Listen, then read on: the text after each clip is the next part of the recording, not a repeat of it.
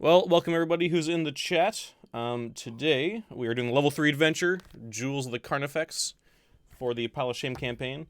Sorry for the delay. Real life things got in the way of us playing this game, but now we're back. Mhm.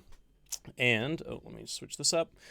One thing, I've already told the players this, but I'm going to warn the audience as well. This is a real fucking dick rip of a scenario. It is real fucking rough and mean. So I'm apologizing to everybody in advance if anything horrible happens to any character anybody likes. It's not my fault. But yeah, I'm on their side, but the module isn't, so that's just how it goes. Of course, we have a real washing your dick hands rip. of who chose the module. yeah. It's not. I couldn't. I had to run it. Look, I wasn't My hands me, are okay? tied. Listen, I only had so many level 3 adventures to choose from, so this is what we got. But don't forget, we have a great pay-to-win model here on our stream in the Divine Intervention tab.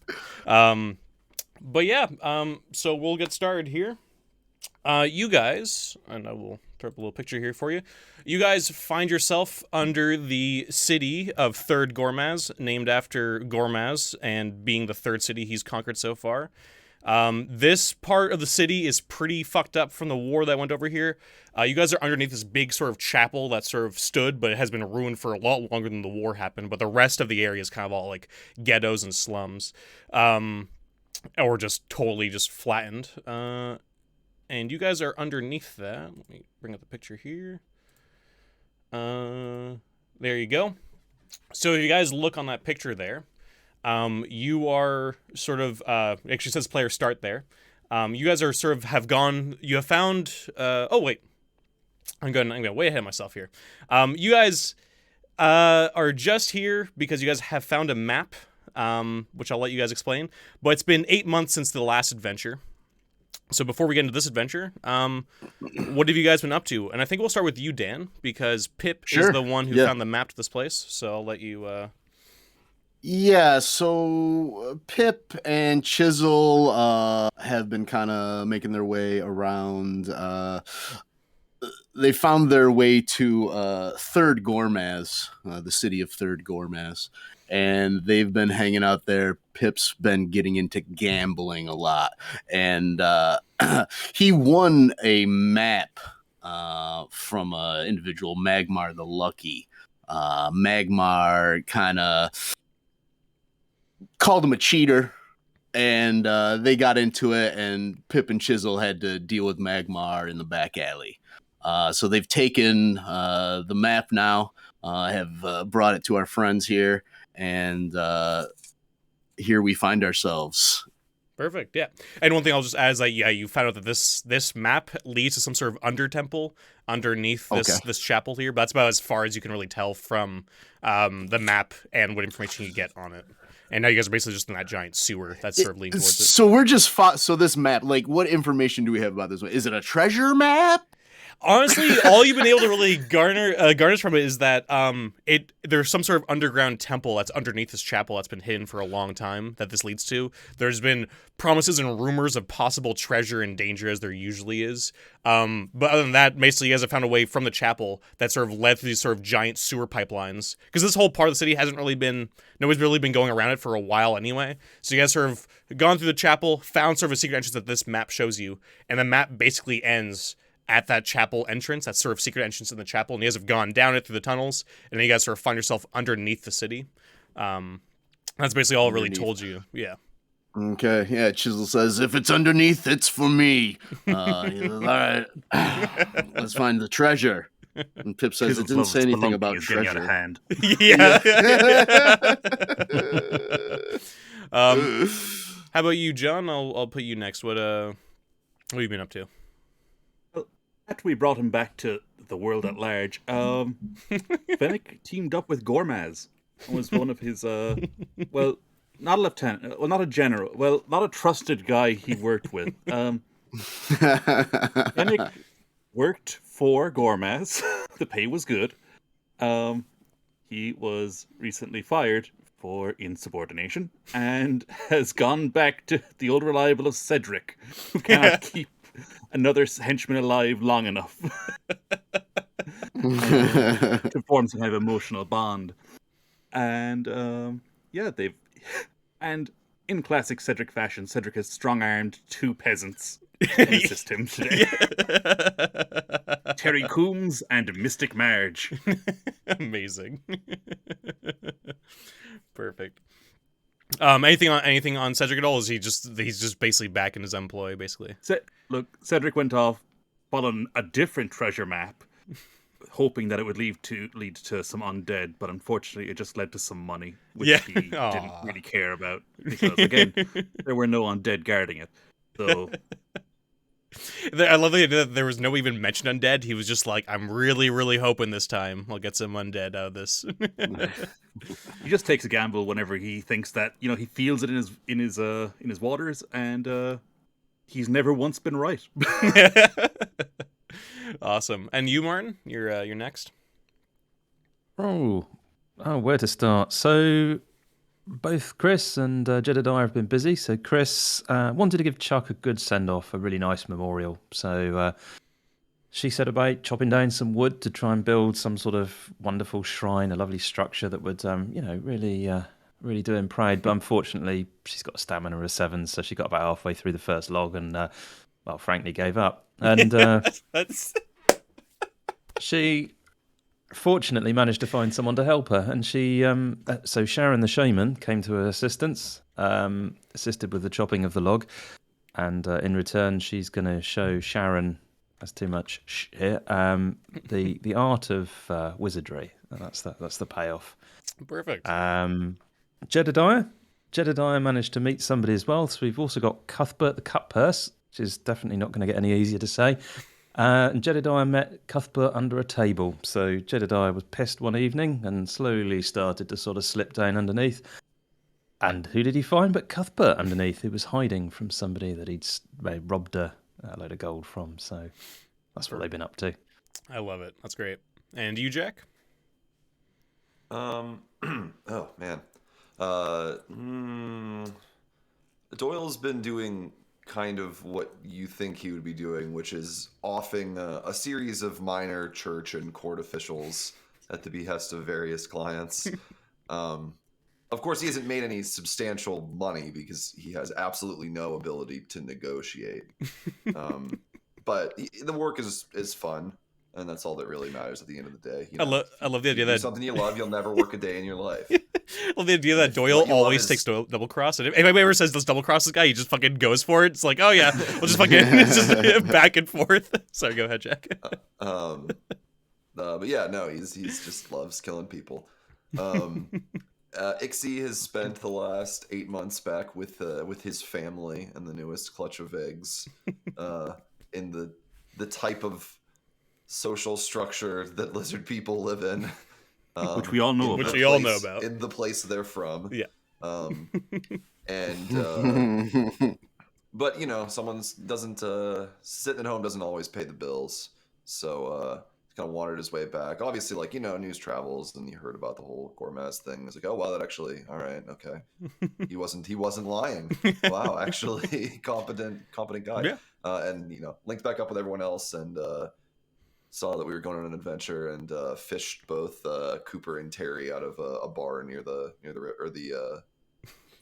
harbor, and brought them with us. Perfect. Awesome. Yeah. So you guys are all here. Like I said, you're underneath the city. You have found the entrance behind this, or in this chapel. And you are now down below in this big sort of drainage area.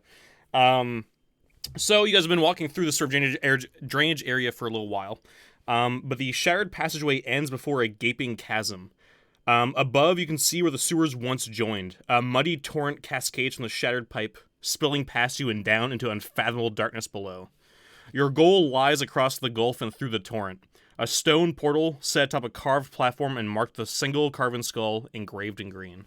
So, as you guys can see from the picture, that's what you see. You guys are in that tunnel on the left. The place you need to get to is that stone platform, just up from it. With the skull door? With the skull door. Yeah. It has like a puncture symbol on it. Right? I thought it was like a small. I thought it was just be like a skull, but I just look at the picture there. It's literally just the fucking Punisher. Yeah. His branding is really good, guys. Yeah, he's just everywhere. Yeah. Sure, he's a psychopath, but Yeah, his branding... his marketing is on point. Right, well, I've got a grappling hook and a rope. This Fennec. He does not know how to use either of these things. How far is the chasm? It's 15 feet from the tunnel that you're in to the chasm, or to the platform, and the chasm itself plummets down to darkness. If you drop a lit torch down there, it falls away until you can't see it anymore. Cedric's just like, well, there's clearly water at the bottom. Yeah. He's like, that's why you can't see it. It hits the bottom and there's water, so it goes out. Duh. And as you know, water really far down, you can just jump into without trouble. Nobody's ever been hurt doing Yeah, that. no, there's no consequence. Yeah. Point. Is there anything to hook a grappling hook onto near that portal across the way there? Yeah, there's probably a few things there. This whole place is just, as you can see, just a bunch of pipes are basically just going all around you in the sort of circular area. You could probably sort of lasso onto one of the pipes and try and get a secure kind of feeling on it.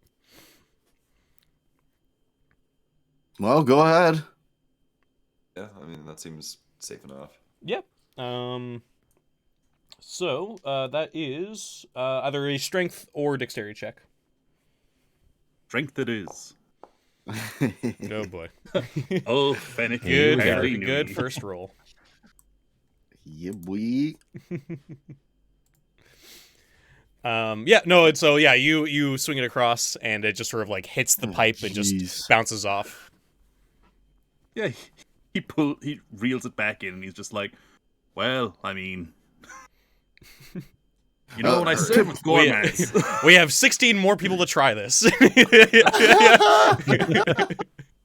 Pip says, all right. Is this the sort of thing you could like jump across?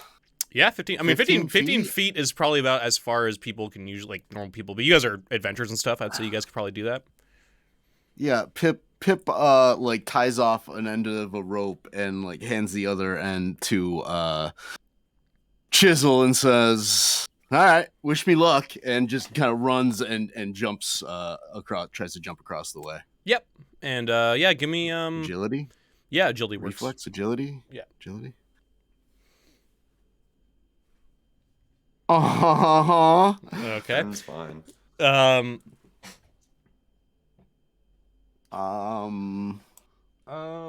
you're just gonna need a 12 to pass that. Okay. I'll spend I will spend I will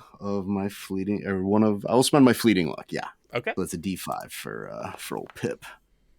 Oh yeah. Yeah. So Nice. Pip gets a little running start and then jumps across. And all of you guys see him land onto the platform. But then your feet sort of like almost your heels are almost pulled back a little bit. And you guys noticed like as you jumped, some sort of like ropey, mossy kind of vine thing shot down and grabbed like the back of your back. It just sort of attached itself to you. My back. And looking up, now that you can sort of see it, you see basically what looks like a big, mossy sort of spider. It's gigantic, probably the size of a cow. It looks like it has way more than 8 legs, but they're all sort of like have turned into like almost like the roots of a tree, all attached to the ceiling. And it looks like it's about 30 feet up. And it starts pulling you up. Fuck. So everybody wants to give me your initiative rolls. I'll say this for everybody. So you guys all have followers. Just to make everything simple, just choose one of your characters for the entire game, and your followers will just go on their initiative. Give me the initiative for each of your main characters, but like just choose one where they go with them. So Okay. just to keep things simple as we can with these main characters. All right. You have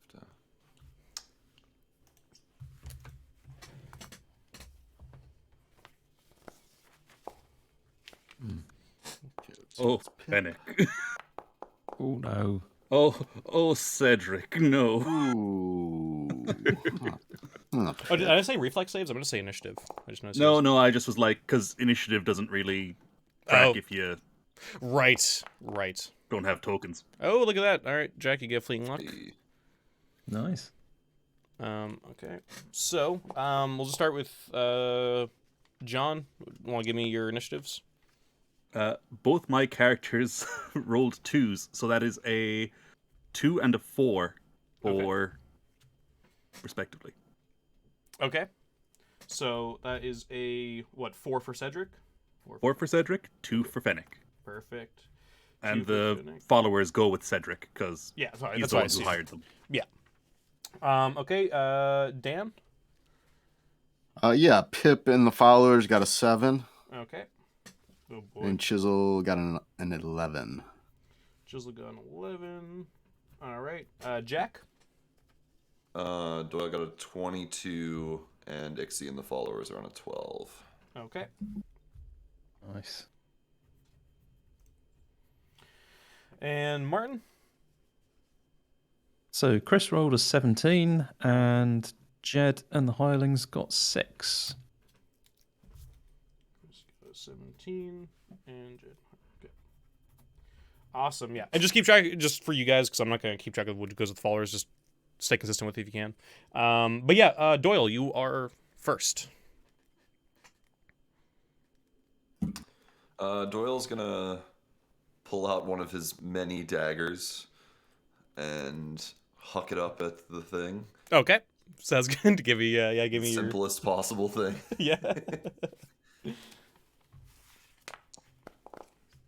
Oh boy, yeah. Yeah, so it just sort of hits and then bounces off, and the dagger just goes... you know what, actually, I'll give you... He's a ninja. Give me a reflex save to see if you can catch the dagger before it just falls into the chasm. Yeah. It basically... You don't... Yeah, basically. It looked really cool, and unfortunately was very ineffective. Yeah, he just got him. What is it? All the followers, the peasants are just like, oh. Boomerang. Everyone's just golf clapping. Yeah. So now it's Spire's turn, and Pip is lifted up 10 feet, and also you guys start to see this sort of like green liquid making its way down, and starts to burn into you, Pip, and you're gonna take 4 damage. Ooh. Uh-oh.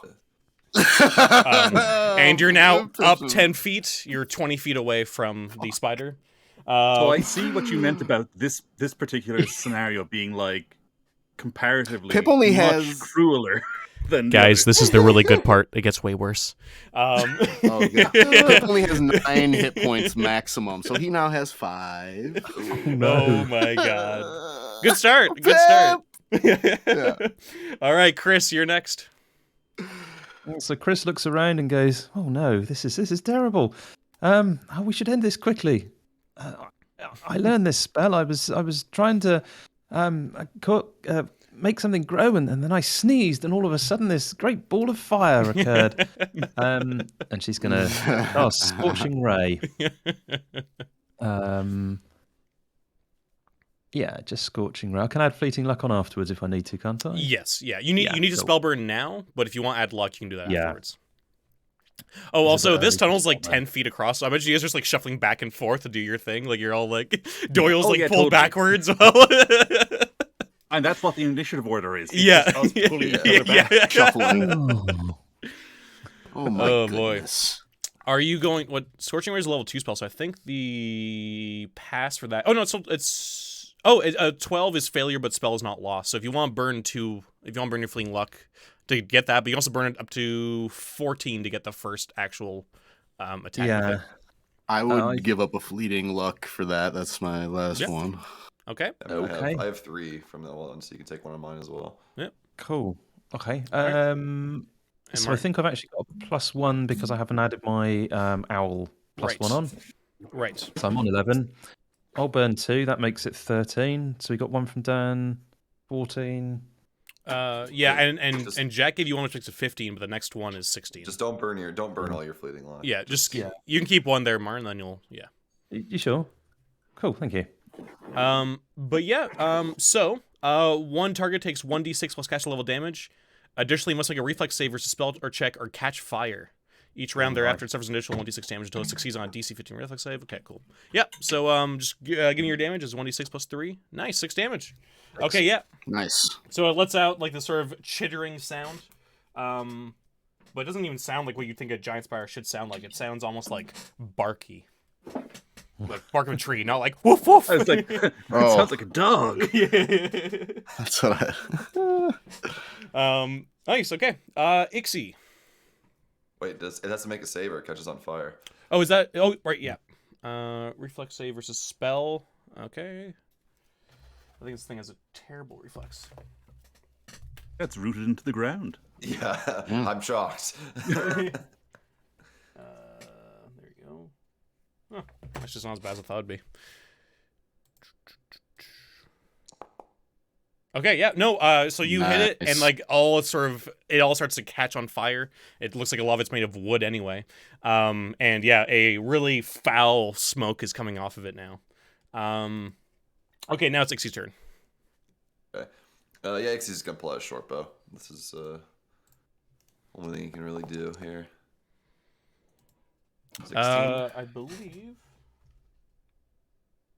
Yeah, that hits. So D roll of 2 plus 4, so that's 6 damage. Nice. Yeah, that arrow strikes true, gets right into that nice spider meat. Oh no, it's sorry, that D's already added, so it's only 4 damage. Okay. Yeah, I already have it puts the bonus in automatically. Gotcha. Okay. Yeah, still a good hit did though. the same thing. I'm like, Oh yeah, it's a weird way to do it. Chisel, your turn, buddy. Okay, let's see. Chisel is holding on to the other end of the rope that is attached to Pip. Mm-hmm. I want to try to like pull Pip back. If I can. Yeah, give me a strength check. Okay, can I like add my deed to this potentially to like pull him away from this thing? Yeah, why not? Why not? Okay. Strength, huh? Okay, oh boy. I'm not the strongest warrior. Okay, so that's without my my deed die. What the heck is my deed die? You're level D5. 3, so it should be D5, yeah. And you also changed your luck die to a D5, right? My luck die. Sorry, your luck, yes, I or did. whatever it Yep. was. Luck should go up 1 die as well. Yeah, whatever it's Yeah. called. But yes, I did. Okay. Okay, so 13 total. Okay, yeah. Unfortunately, like you try pulling, like you sort of feel him coming back towards you a little bit, but like it sort of just you kind of knock Pip around a little bit. Yeah. It starts pulling me towards Yeah. the edge. Yeah, I heard that. Yeah, he's trying to dig his feet in and just slowly sliding forward. Okay, cool. Yeah. Okay. Pip. Now it's your turn. Okay, so Pip and the two hirelings. What I kind of want to do is have like the hirelings both kind of pull as Pip tries to like cut away at this thing that's on his thing. I don't know what order you might want me to do that in. Yeah, I mean, if Pip's yelling out like in order to like help Chisel like pull. Yeah, I mean, we'll just do. I mean, honestly, just do 2 strength checks, I guess, and then like it'll probably be for the two yeah. We'll hirelings, just combine okay. them basically versus the spiders. Oh my goodness! So Deck, my halfling chicken butcher, runs up and he kind of like hangs on the rope. He is not strong. Yes, strong compared to a chicken, probably. compared to a chicken for sure. Yep. Okay, so that's 4. I mean, no question there. I don't know if that is strong compared to a chicken. No one said he kills the chicken. Yeah. He just cuts them up. Okay, there you go. All right. Okay, So- Winks the ostler. Yeah, and better. And then Pip will try to like cut away at Yeah. his things. He's gonna use his I guess his longsword on that. Okay, nice. Yeah, I would say that's enough basically to Oh, actually nice. as they pull, you like slice it, but the tension from them pulling and like that sort of bouncing off makes you just sort of like swing back down and just sort of collide against the wall below the tunnel you guys are on. So you're just gonna take another Oh no. 3 damage as you just smash into the wall. But you are out of the grasp of this creature. I'm still conscious.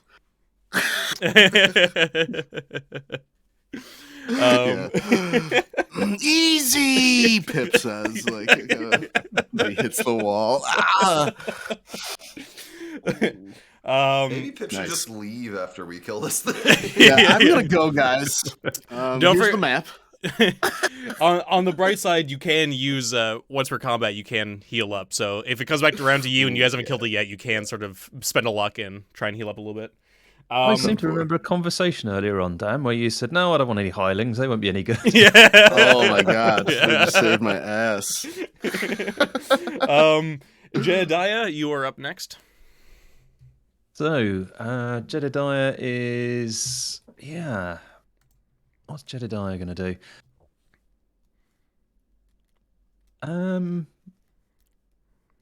He's got a sling, so he's gonna have a go at he's gonna get a nice round rock, chuck it in his sling, and swing it around just about in the pipe, almost hit Chris. Says, "Hey, watch out!" And Sounds good.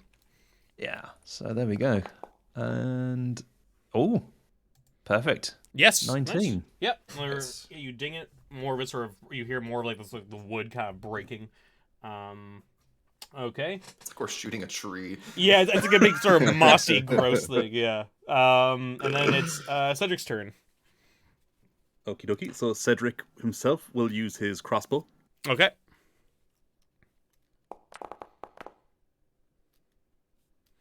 That won't be enough, but its AC is 13 if you want burn luck to hit it. Why not? Yep. So you're gonna burn your That's like two your fleeting fleeting luck. luck, yeah. All right. Yep. So that brings it down. Nice. It's on fire. It's looking pretty bad. It's probably only a few hits away from being killed properly. Fennec. Oh, but I still have the hirelings. Oh, right. One of yes. whom has a longbow. Nice. Nice. Mystic Marge steps to the front of the group. Mystic Marge. She has a tarot deck. Ooh. Oh, she could not. She makes a show of like firing. It was not impressive. The arrow just nearly hits Coombs, the Pip or brave- something. Yeah. Is going to help try and pull Pip back up. Yeah. So he's going to help with that effort. Sounds good. Yeah.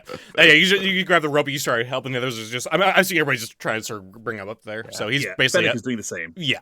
He's probably within he's probably just hanging right underneath all you guys, just like sort of swinging. So you guys are almost have him up there.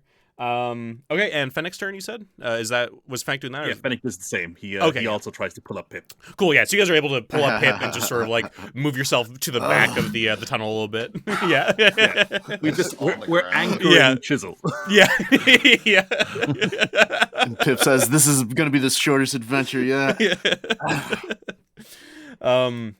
And We've survived multiple trips to the chaos yeah. out of this plane, and then we die in a goddamn sewer. Yeah, the classic, the Typical. Yeah, it's Doyle's turn. Doyle's kind of still confusedly staring at the knife that he managed to catch again, and then just in anger that it has returned, throws it again. Yeah. Knives aren't supposed to come back; they're supposed to stick in things. Oh boy. Please catch it again. Oh fuck! Yeah, you know the reflex save, it just bounces off the bark. Yep, you only got just Firmly grasp it. Just imagine, in your anger, you threw it really hard, and just the bullet thing, where it's just bouncing off before you're like, oh god. Yeah. Doyle's from a different show than everyone else. Yeah, he really is. He's really. Okay, and so Doyle's just there on the edge where he just threw it. Give me a reflex save as the sort of tentatively rope thing sort of moves around, switches in the air, and then just shoots towards him. Oh, the spider will also take Yes. fire damage on its turn. So. Yeah, is it the beginning of its turn or is it the end? It says next round, so presumably I think it's at the beginning. It's up to you. Yeah. Just want to make sure. Make sure it doesn't get killed before it does that. Is it just a D6? It's D6. DC 15 reflexes. Yeah. It won't die, but it could very much not have much left in it. Oh my god. Yeah, it doesn't have much left in it. Yeah, it is. Yeah, it's just on fire. Oh boy. Okay, so everybody loses their fleeting luck. Good thing I spent mine. Yeah, nice. I can smell it in the wind. Yeah, and Doyle gets caught by the by this, and I'll say just from the fumble, it's able to sort of grab him and pull him up 10 feet. And he's just going to take, wow, Jesus Christ, 4 damage from the caustic acid. Lower than a 3 on that D4. I know that. He's alright. Doyle's rough, pretty man. hardy. You see that every side is 3 or 4 on that D4 they keep rolling. Hey, wait a minute. Chris, it's your turn. Yeah, Chris is quite impressed that she's managed to catch this thing on fire, and well, let's try something else. And she's going to try force manipulation. Oh boy. Wait, Martin, have you ever rolled a spell that we haven't had to spell burn? Yeah. No, Yeah. never. Oh, Chris. And no one has any fleeting luck, so You can burn real luck to bring up to 12 to not lose it. Or you can lose it. Oh, I still haven't added my one for. Oh, there you go. Owl. Right, yeah, no, you're good. You have to fucking put that bird into the calculation. So Absolutely. So I might just do that. you started casting your bird spell, accountancy. and this like blue apple-sized sphere appears in your hand that you can just chuck at this creature to do a d6 damage. I think damage per caster level. So sorry, 3d6. Oh, Cool. Um, 12. It still does something. That's good news. Yeah. It's actually this is the best one. And it has a range. Okay, you don't even need to roll for this. Yeah, you I'm have gonna you do it anyway. Hang missile, on. yeah. yeah, you have 75 feet range with this thing, and yeah, you feel free to roll. This thing had 1 hit point left, and you just like throw it and just explode it. Though the rope is still there, though there's no more caustic goo coming down. Doyle's just sort of in the middle, kind of like limply swinging Just on this hanging thing. from Yeah, the- it's just sort of going back and forth, just in the middle. He's a little too calm about that. Yeah. So the fact that he's dangling over a featureless chasm. Yeah. Every once in a while, he goes straight into the sewer waterfall. Just sort of comes back. And just It's a good thing he doesn't have his tuxedo on. yeah. Jack, I absolutely believe that Doyle only sees a huge, gaping, dark chasm when he dreams. Yeah. Oh, that he's never had a dream in his entire life. His sleep is Just closer to a blackness. coma than anything.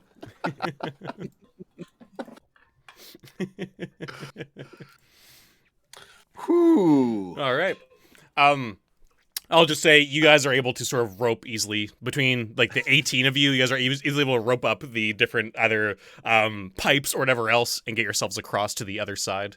There's enough space for all of you to be there to look at this sort of thing. You're able to get Doyle down eventually and just bring him down to their side. Just imagine the thing where you have to like lasso him and kind of like start pulling him over to the thing, and then somebody cuts it or something. Only we had one of those big shepherd's crook they use. Yeah, exactly. Yeah, exactly. Well, I've got both of my guys have 10-foot poles. Yep. Yeah, you have to like fish him, like you gotta like poke him, and Yeah. so he Yeah. swings.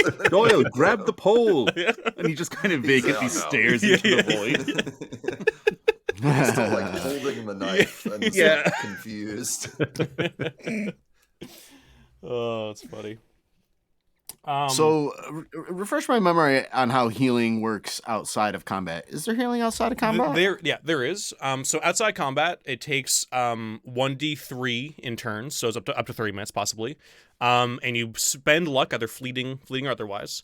And you heal back your hit dice, your level, plus your stamina modifier.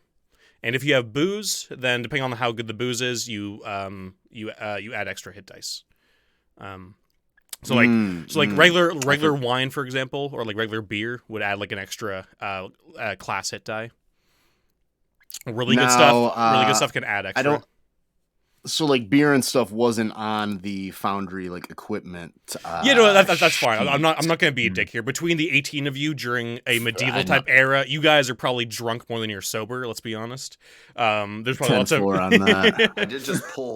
Ixie pulled Cooper and Terry out of a bar. Yeah, to come on this adventure, yeah. I think you guys have all had. I think half of you had conversations about you guys being in a bar at some point. So if you guys, everyone can have like a wine cask on them. That's not really a big deal. Yeah. To carry like a keg on on their back. They're like our little they're like our Saint Bernards, right? They just all have little things of brandy around their neck. That's perfect. Cool. So Pip would like to heal. I don't know if we want to go through this door first or get a little further. I feel like this is the safest place to spend. I think this is it might be. For some time. Yeah. That's fair. I also whatever the most basic like. Yep. And one thing too, I could be wrong. It might be 4th level, but I'm just gonna say it's 3rd level just because I'm not gonna go looking for the book that's somewhere in my house. At 3rd level, you guys per basically day get 2 recuperations. As it goes up, every few levels it goes up more and more. I think at 3rd you guys get 2 because before level 1 and 2 you only get 1 per serve day, but this time you get 2. So if you do use up now, you'll still have 1 later in this adventure. I'll have 1 left. Yeah. Oh, okay. Cool. Appreciate that. Yeah. Cool. So yeah, not to make this too complicated, but yeah, what is the most basic liquor? Yeah, I mean, I would say you probably have a wine extra? cask on you. So I would say, or a wineskin, I mean.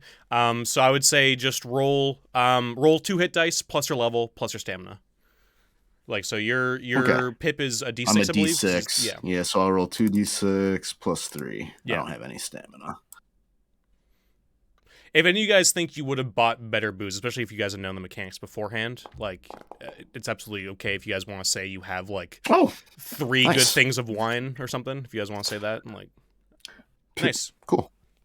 Pip is back in business. Full health. Yeah, there you go. A hearty 9 hit points at level 3. Yeah. Only took 20 minutes. Yeah, you guys are actually, and you know what? During that 20 minutes, we'll just say you guys can sort of like, he's just drinking and just sort of like bandaging himself up and maybe putting some lotion on his back, but you guys can, like, could you lotion me up, Chisel? Yeah, just lower back. Yeah, lower. I don't see how you think olive oil is going to help in your injuries. Yeah. Hold on, let me scoot this jerkin down a little bit. Yeah. Chisel's like, no, I don't think we need to do that. That's the only kind of jerking that's going on today. Yeah. You set him up, I'll knock him. I'll set him up. You knock him down, Jack. This is the highbrow comedy that people will watch this stream. Yes. for. Yes. Yeah, right. Yeah, this is like Looney Tunes ass physical comedy. And classic You're welcome. grognard humor. Anyway, now we're all gonna be sloshed for the rest of the dungeon.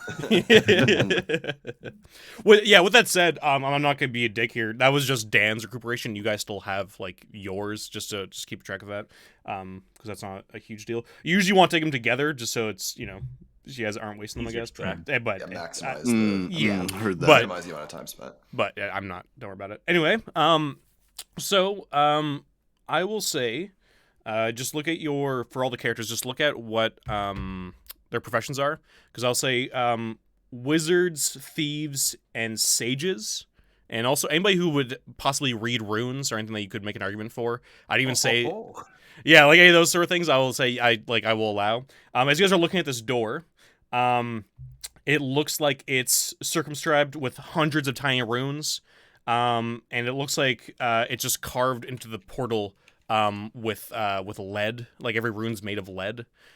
So if you guys want to give me intelligence checks, the DC is 10. Like I said, Can I do a read languages check? Yeah.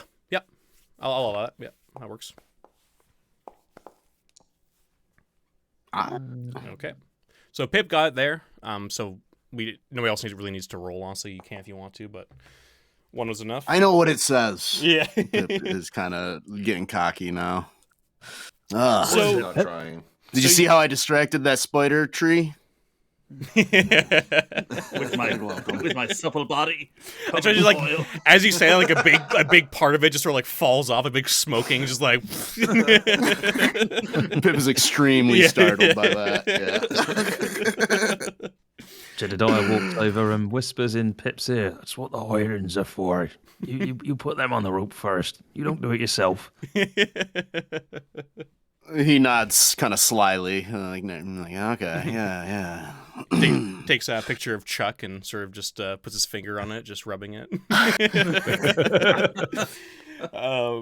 But yeah, so the ones who pass that, you can see that these tiny runes that are carefully sort of carved and made of lead sort of stuck in this door. You can see that it seems like these runes sort of form a seal that prevent the portal from being opened from the outside. That's basically what you can tell. Sort of a stone door and lead runes kind of going around it. Lead runes. Yeah, runes like RUNES. Yeah.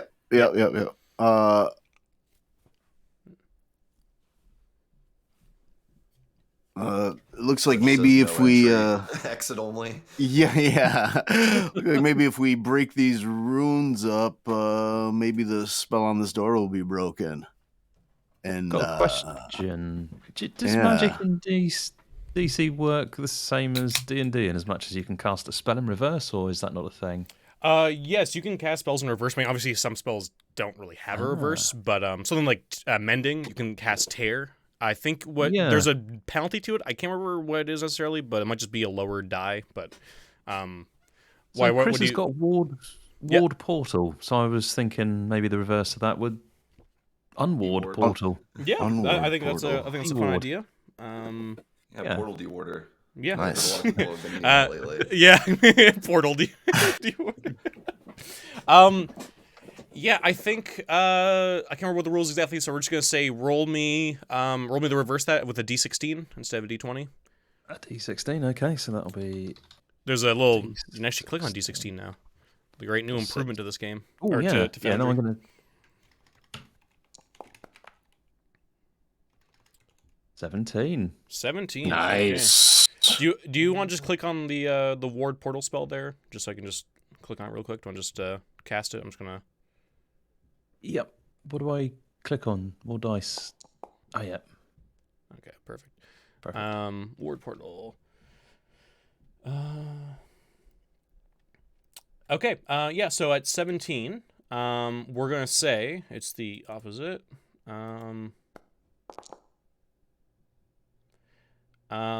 So for 90 minutes, you sort of undo the seal on this door, and kind of just I will say it doesn't open up for you guys, but you can now tell that it is no longer sealed.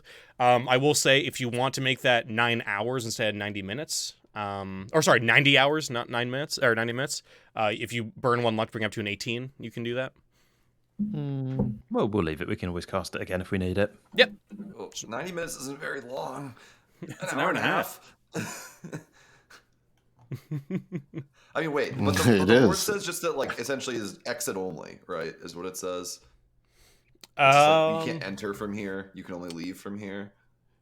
It doesn't really give you that much detail. It just basically, you can tell that it just stops you from entering. So it could possibly let you exit, not enter, but it doesn't. There's not enough information there to really tell you that's how it works. But it could just be an exit only portal. Chris is sort of thinking if she keeps it open like for a very long time, then, you know, if she dies, no one's going to be that bothered. But if she's needed to open it up again on the way out, then people are going to be very incentivized to keep Chris alive. That's what she's Adventure thinking. 4 Not is what where we she's saying. finally all turn on each other. It was Martin's doing. I wasn't thinking about it until you just mentioned that, so. Yeah. okay. Yeah. So if you guys are going forward, it looks like this door is extremely like heavy. So I don't know who's pushing it open, but it is a strength check. So I don't know who wants to do it. You can also help each other out. I think Ixie will force Terry and Cooper to help him push it. Sounds good. Yep. Yeah. Just roll me your strength check, and then just roll the other ones as well. I guess if the first one passes, then we're fine. Okay, that one's definitely not gonna be enough. Oh my god. Jesus. Okay, there we go. All right, that's enough. Yeah. So the three of you just Cooper. start pushing into it. It seems like it really, really doesn't want to open. It seems like you guys have, I guess, sort of try to bypass it in a way it doesn't want to, and the door starts glowing like bright green, but it does nothing else happens past that. But you do finally open it and just sort of shove it to the side. And Pushing a pull door, yeah, pretty much. Yeah, trying to lift up a drop door. Yeah, it's just that I think you should leave bit where he's like in the interview and he goes to walk out and like he goes like I think it's a pull and he just sort of destroys the door because he's so insistent on trying to push it. Pull it with And he his just punch. keeps eye contact with the rest of us as they're just like cleavering this door. Oh my god. I think the worst are the people that you're like in a public bathroom and they like try the stall and it's locked, so they just go like, and you're just like, dude, like Why I'm do you- that's like, not- have you ever opened a stall and been like, oh, it's just stuck? Yeah. It's not somebody. There must be- No, that's never happened. let me in. I need to see what's going on in there. I've never I must tried a know. closed stall door without looking. Yeah, you no, know what I mean? usually Without, you do like the far away it's check. No, I've never done it, but like I've had people do that to me while I'm in there. It's like, god damn, dude, like you haven't checked to see there's feet or anything. Like you just went for it, huh? Pull the door off the hinges. Yeah. Just like, Yeah. what are those people like? What if it was unlocked? Would they just go like, Yeah. pull the door open and close the latch? Holy shit. Um. Also, if Ixie keeping eye contact with us isn't an I think you should leave reference, I'll send you all that link. So, the door opens up into a small circular room. A spiral staircase stands in the center of the chamber, rising through the vaulted ceiling. Across the chamber, a second set of stairs descends into darkness. A circle of runes set into the floor circumscribes the entire chamber. The chamber walls are covered in alcoves. Each alcove is stacked with scores of bleached skulls wedged in tight rows, soaring to the ceiling dozens of feet above. So, just to sort of reiterate that, you kind of have this staircase in the middle there that kind of almost looks like a spine that's just sort of... Oh, did my thing crash? No, this is like an We're good. ossuary, then. Sorry, Did catacombs. that word's a weird one to there we say. go. Sorry, my Streamlabs had a little malfunction there. All right, sorry about that. Yeah, so basically, yeah, you have... the room keeps going with stairs leading downwards, and you have stairs in the middle going up, and basically the entire room is just floor-to-ceiling skulls jammed tightly together. And you also have, like I said, the runes sort of in a circle around the spiral staircase. Do any of the skulls have like jewelry or anything like that? If we look through the ones that are kind of at our level, So Pip would like to kind of start looking through them. yeah, so give me an intelligence check, Dan, because you're looking at all these skulls, and they all have stamped on their foreheads the sigil of an animal, and it's circumscribed by runes. So give me an intelligence check. You can add your read languages bonus to that. Okay, I think so that would be you an passed there 18. anyway. You're good. Cool. You can Nice. tell that the meaning of the sigil and it's to infer the it infers the rough date of death. And you're looking through the different skulls here and there, and you can tell that like they date between 500 and even up to like 200 years ago. And as you're sort of looking around, you see one skull that sort of stands out. The other ones are more like human and dwarf and elfin sort of normal ones. There's one that stands out to you because it seems to be boasting curling horns and long fangs, whose death mark on it is precisely 1 year in the future. Whoa, Ooh. the skulls from the future. Yeah, That's weird. to the day. That To don't the make no day, sense. 1 year to the day. Yeah. Okay. Oh, boy. Maybe. I don't know. So. Chisel's gonna pick up the skull? So you pick up the skull. Who's carrying torches in the group, guys? I have one of my hirelings. One of your is. hirelings, yeah. Yeah, I'd say both of my hirelings are. Okay. So basically, so in total, 5 hirelings are carrying torches. Is that so 2 for One of mine is, and Cedric has an oil lantern. Okay, sounds good.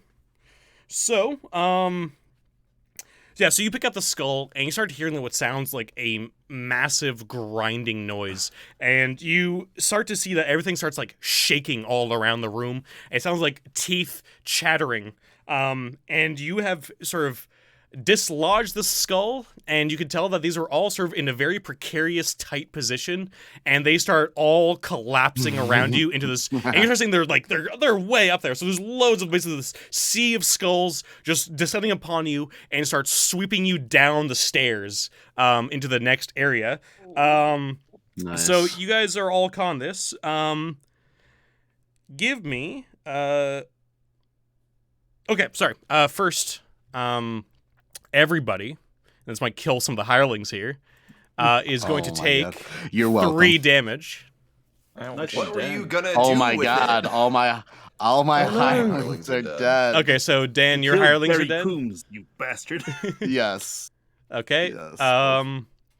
And who else's hirelings are dead? One of Me. mine is. One of which mine is down to 1 hit point. which one is it? Which one's dead? That would be Barry Coombs. Barry Coombs. Mystic Marriage lives. What a great name. Too bad he's dead. Jack, did your character survive? Or your level 0s? They're both dead. They're both dead as well. Okay. Damn, they survived the last one just to die at the beginning of this one. So For no Dan, reason. Yeah. Why? that were was you a gonna- load-bearing skull. What are you gonna do with it? What about you, Marn? Are yours dead? Be something cool. Oh yeah, yep. They're all Yep. dead. Okay. They're all dead. It is something cool. It killed all the hirelings. All right. So we wow, got that was cool. we got one. It's not over yet. So all the hirelings except for one, just you hear their screams go as like all the skulls sort of crush their screams below them, and you guys are all carried down. So I'll say all their torches are just extinguished. I say the only torch left, or the only thing left, is probably your character John, who has his oil Yeah, lamp. Cedric's oil lantern. Okay. And this is just for you guys. Give me will saves or drop whatever you were carrying. So if you have a weapon in your hand, then you're going to drop it through this while you're being sort of submerged in the sea of skulls. The DC is 17. Ooh, wow. Jedi is fine. Chisel's almost fine. If you want Burn of Luck, you can get that. Yeah. Oh, also, Martin, I meant to give you a fleeing luck for your portal idea. I meant to give that to you, but I forgot. Cool. Thank you. Doyle's fine. Ixie's fine. Cedric, you get Chisel's- a fleeing luck, and you're fine. Excellent. Sorry, I accidentally re-rolled for Cedric because it didn't come up in time. Oh, okay. It's all good. So Pip's gonna drop his long sword, and I did burn a luck for Chisel. Okay, sounds good. So the only one to lose their stuff is Pip, and Thanks. That's shocking. Oh, sorry. I also have to roll for my hireling. yes, you still have a That is hireling shocking. alive. Wow. Okay, close. okay, Ooh. another Nice, fleeing nice, luck. nice. Oh, If we used up all our good rolls. Right, Yeah. For some bad ones. No, I'm just making up for my bad rolls at the start. all right, so there you go. 2 fleeing luck for you Nice. there, buddy. Okay, so it's just boy. Pip who lost something, and everybody else has their stuff. I am really surprised by that. Please like and subscribe. Please like and subscribe. It's not even Smash YouTube. They that don't. like button. Okay, so you guys got dragged into that area. What is in this? I would just like everyone to take a minute to imagine what would happen, what the outcome would have been if Pip hadn't taken the time to recuperate. And then, Well, he would have been dead for sure. yeah, he'd be hit minus 2 hit points. Yes. Chisel might have been a little more cautious, possibly. Who knows? I don't know. So you guys basically, this staircase kind of goes down and winds to the right. You guys basically just go flying down that and just all sort of tumble on top of each other at the bottom. A bunch of the skulls come flying into this part of the room. This room, it has, wait a minute. So the descends into an antechamber. The vaulted ceiling is held aloft by pillars carved in the shape of terrified youths being dragged beneath the earth by skeletal hands. Actual bones, blackened with age, lie scattered about the stone floor. A low pedestal stands in the center of the antechamber. Center of the chamber. Atop its marble surface sits a hammered copper bowl containing a dozen simple wafers. Across the antechamber rests a large arch carved with intricate runes. A powerful green glow emanates from within, and tendrils of thick mist waft up from below. So just to give you guys the idea, you guys on the left side of the room. On the right side, the room sort of opens up into a different room. And in this room itself, there's 4 pillars. Each has a face of a youth screaming. In the middle of the room, there's a copper bowl that has what looks like wafers, kind of like, like Catholic sort of wafers in it. But before all that happens, you guys see sort of in the darkness, the only light source really penetrating it is your light, John. And you see sort of what look like 6 shades sort of come. They don't have any sort of features. They're just sort of dark shadows coming through. And they seem to not go for you, John, but they're starting to go for the others. So we're just gonna go into. I'll keep your. No, let's go to initiative again. We have no fucking hirelings this time, I guess.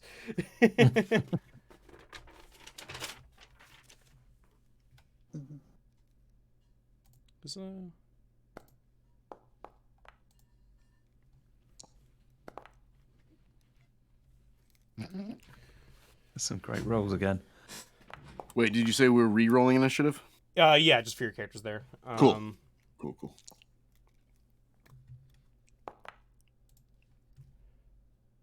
No, there's a left and left gone. Oh, no, you can't lose it on initiative, right? No, you can't. No, we weren't doing doing it on initiative. So, still Like- not great. Okay. Good God. We're gonna die. We're all gonna die. No, Get those you're all torches gonna out, die. boys. Cedric is going to kill a bunch of undead. It's your time to shine. It's time to shine. All right.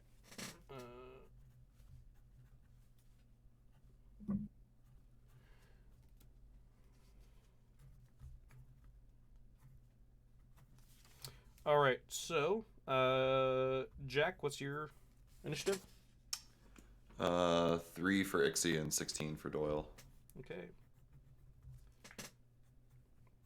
Dan? Let's see. I got a 1 for Chisel and a 7 for Pip. Okay. John? A 16 for Fennec and an 11 for Cedric. All right. And Martin? 4 for Chris and 3 for Jed.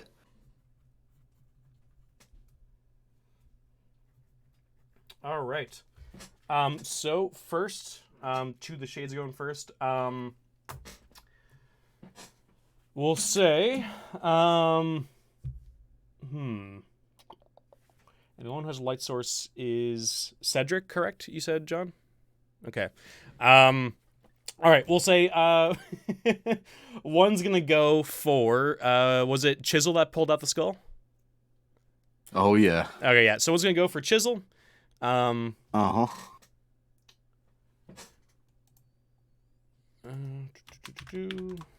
Oh, that's not a roll. 1 second. Oh, my goodness. What that's is fine. that? What's a D20? I'm gonna make sure that wasn't just Underscore 1. Yeah, well, I'm just gonna re-roll that. Not even because of that. I just don't know if that fucked it up. Like was. Okay, well, there you go. That's the truth. The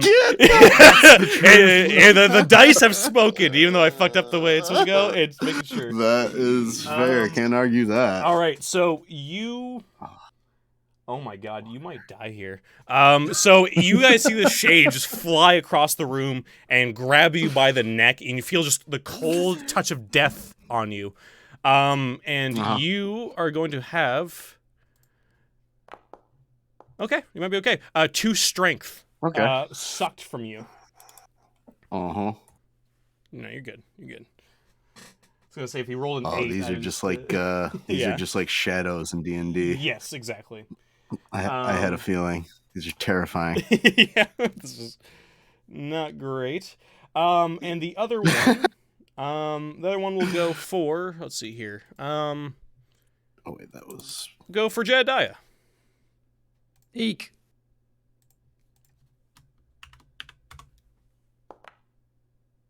Okay. I don't think that's gonna hit Jedediah's AC. I'm assuming. No, Yeah. it misses. Yeah. So you're good. Okay, and now it's Doyle's turn. I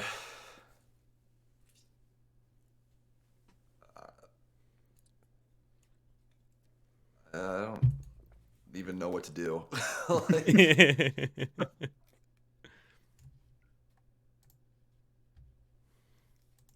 not going to do anything, but Doyle will throw the dagger that he had at one of them. Okay.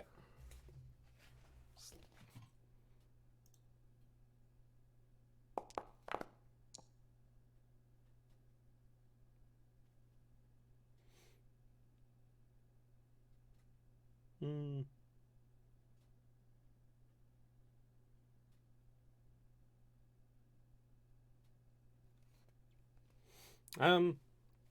There's nothing here that says they're immune to physical attacks. So if that hits, I don't think that's gonna. Oh, it's their AC is insane. Yeah, that's not gonna hit. So it does sort of fly through them. But you do see like for a second that it does react to the knife like flying at it. Okay, Fennec.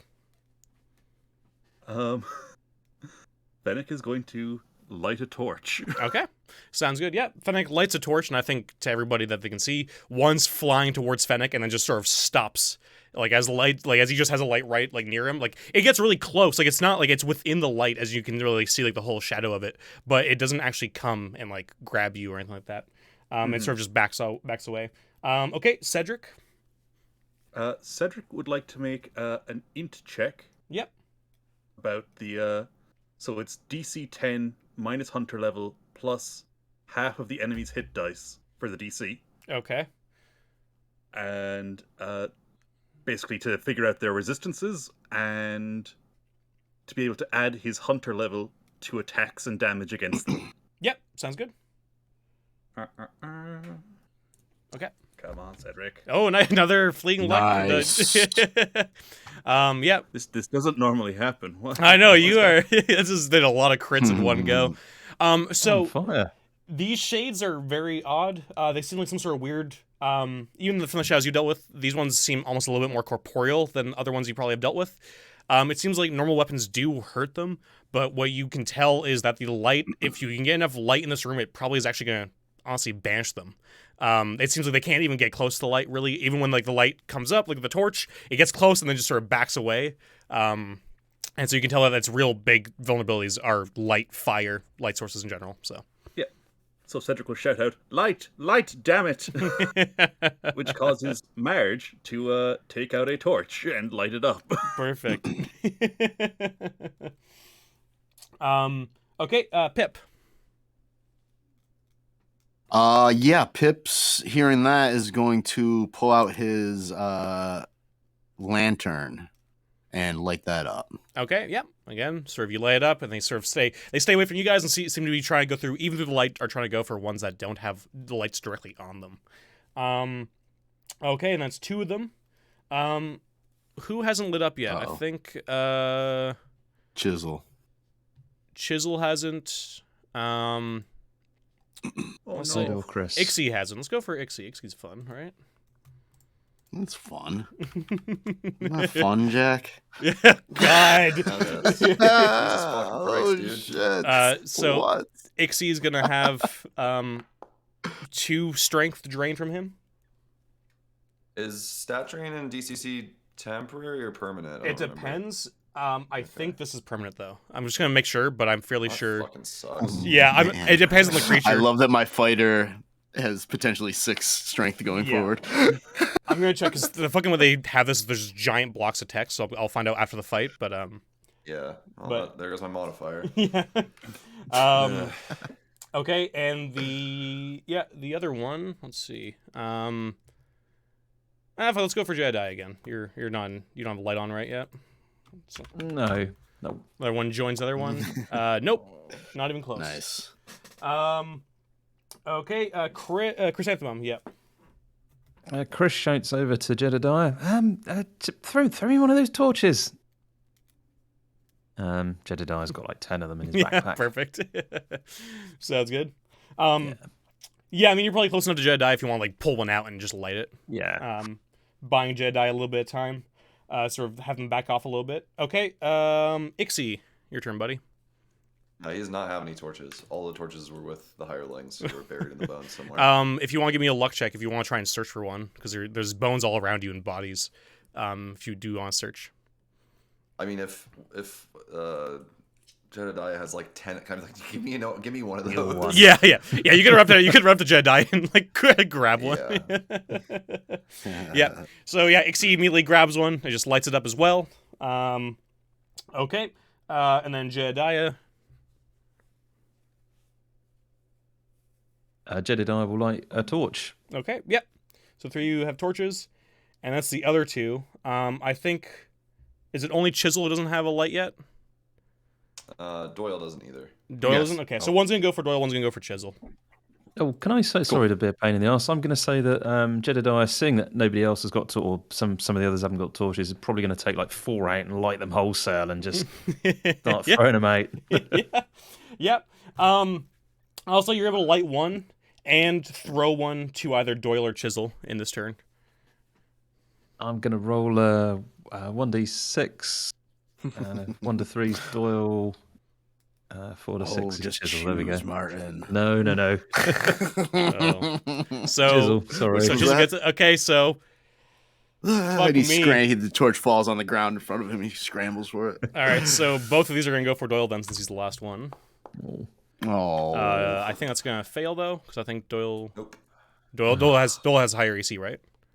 Yeah, no, he has 15 AC. Perfect. All right, and the other one. nice. And Nice. also fail. Nice. Yes, they both go. And Chisel, you're last.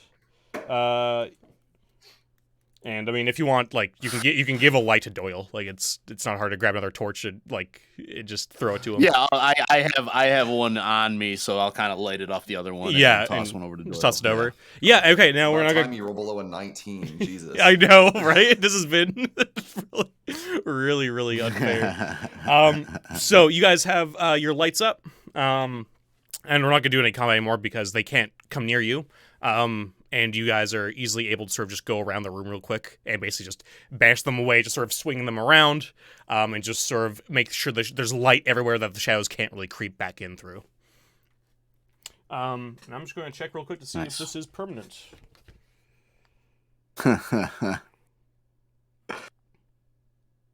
Luckily, 8 to a 6 doesn't affect my -1 strength modifier, so that's fine. It's still terrible. It always was, and it still is. Yeah. Exactly. Yeah. Nothing has changed. Yeah. Oh no, I'm weak. I was always weak, but I'm weak. But now I'm even weaker. Yeah, no, it looks like it's permanent. I will say to you guys, since I talked to you guys, obviously off the streams, we've had stuff where you guys can do stuff out between sessions, so this can always be a thing. We'll deal with that stuff later. But yeah, so unfortunately for the rest of this scenario, you guys are weaker from these. Yeah. Bodybuilding time. Oh, I'm not gonna lie, I was worried about Dan's character because if your strength drops to 0, you're just could have dead. killed me Yeah, there. you're just dead. Like there's no Yeah. like more recovery with that. There's a 1 in 8 chance on that one. Yeah. But yeah, so you guys are in this room. There's the 4 pillars with the sort of screaming youths. There's a copper bowl in the middle with wafers in it. And there is an archway leading to the next area. So what do you guys want to do? And also, one thing too, you guys can search the rubble to grab back stuff or search or try and find hirelings to loot their bodies.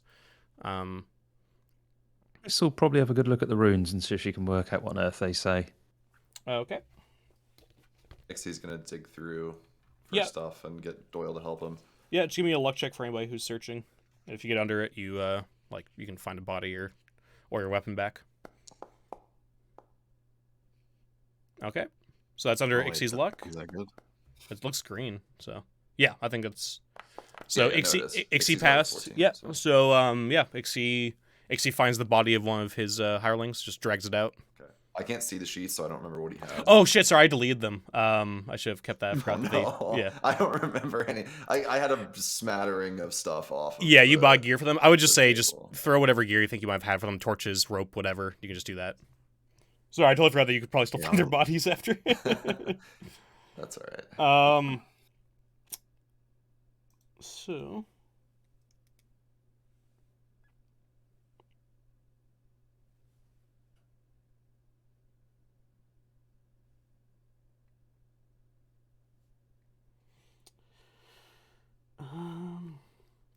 Yeah, I will say, Martin, the runes don't really give away too much. They seem to talk about, from what you can tell, they seem to talk about some sort of ancient creature being imprisoned.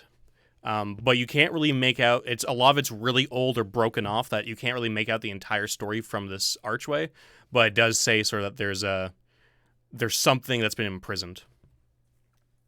Chris will tell the rest of the group. I don't really like this. There's some evil and ancient creature. This is not what it is, or at least nothing I can understand. But I fear bad times are ahead of us.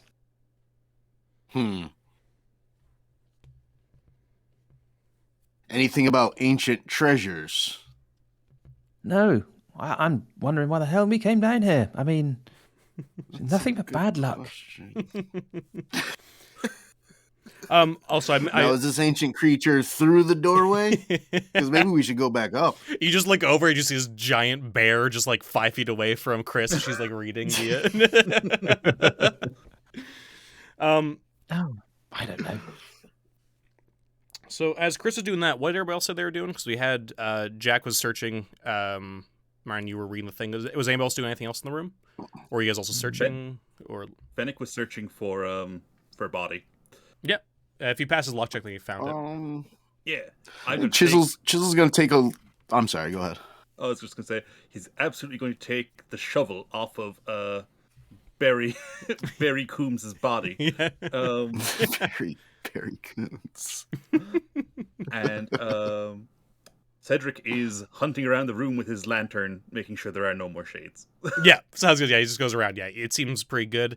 One thing is you guys are looking around is that the way back isn't barred off, but you can tell getting back up the stairs now filled with skeletons or skulls rather is going to be a pretty hard traversal back up the way you came. Just so you know, not impossible, but definitely Does slow Chisel at and least tedious. Yeah. Still have that stupid skull. Yes, in his hand. He's still got it in his hand. Oh, good. Yeah. Oh, good. Yeah. Cool. Yeah, I'm gonna put that in my pack. I Save love that for Jack's later. reaction to that. I'm just like, why?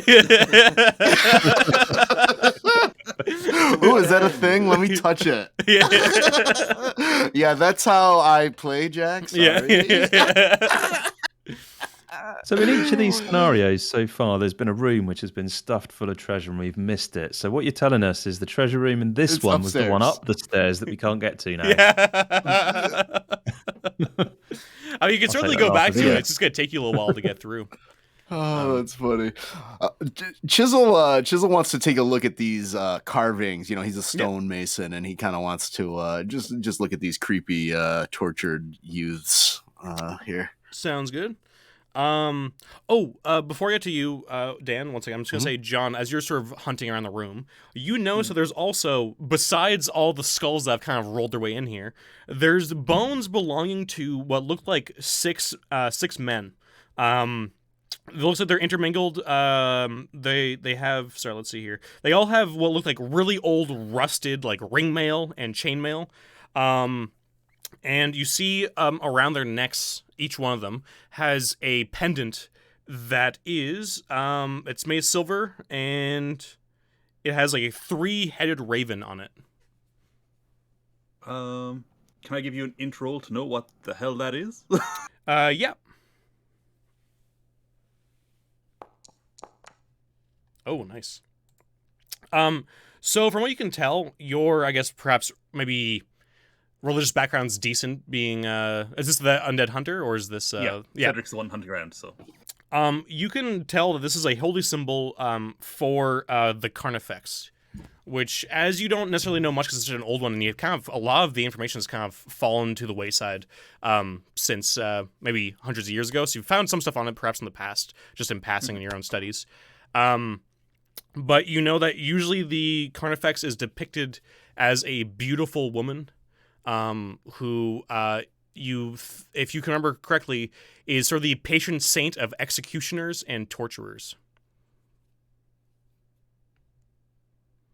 And the other thing that you can tell that's kind of interesting about them is that you remember that they're also neither neutral nor chaos. They're definitely not lawful, but in terms of where they align power-wise, one thing I remember is like there's something weird about them where they don't really fall like on either scale. They're kind of in between neutrality and chaos. like somewhat, they're neutral, but sometimes they put the milk before the cereal. What's their opinion on the hot dog sandwich? That's great. They don't care. Yeah, Alex, I'm going to take all of those necklaces. One, because they are silver and thus valuable. Two, because they're old and thus valuable. And three, because hopefully they might provide some sort of protection later on. Yeah, absolutely. Yeah, so you just grab all 6 off of them. You can tell from the wear and tear of time, they're probably not really worth anything, unfortunately, at this point. I mean, they might be worth something to like an antique spy or something who likes the Carnifex, but other than that, everything on them seems really old and like way past I might be able to sell it to an academic. Yeah, absolutely. Yeah, if I get out of here alive. Yeah, I would just say right now it's hard to really tell a good price on these, but if you find the right buyer, you might get a good little payday from it at least.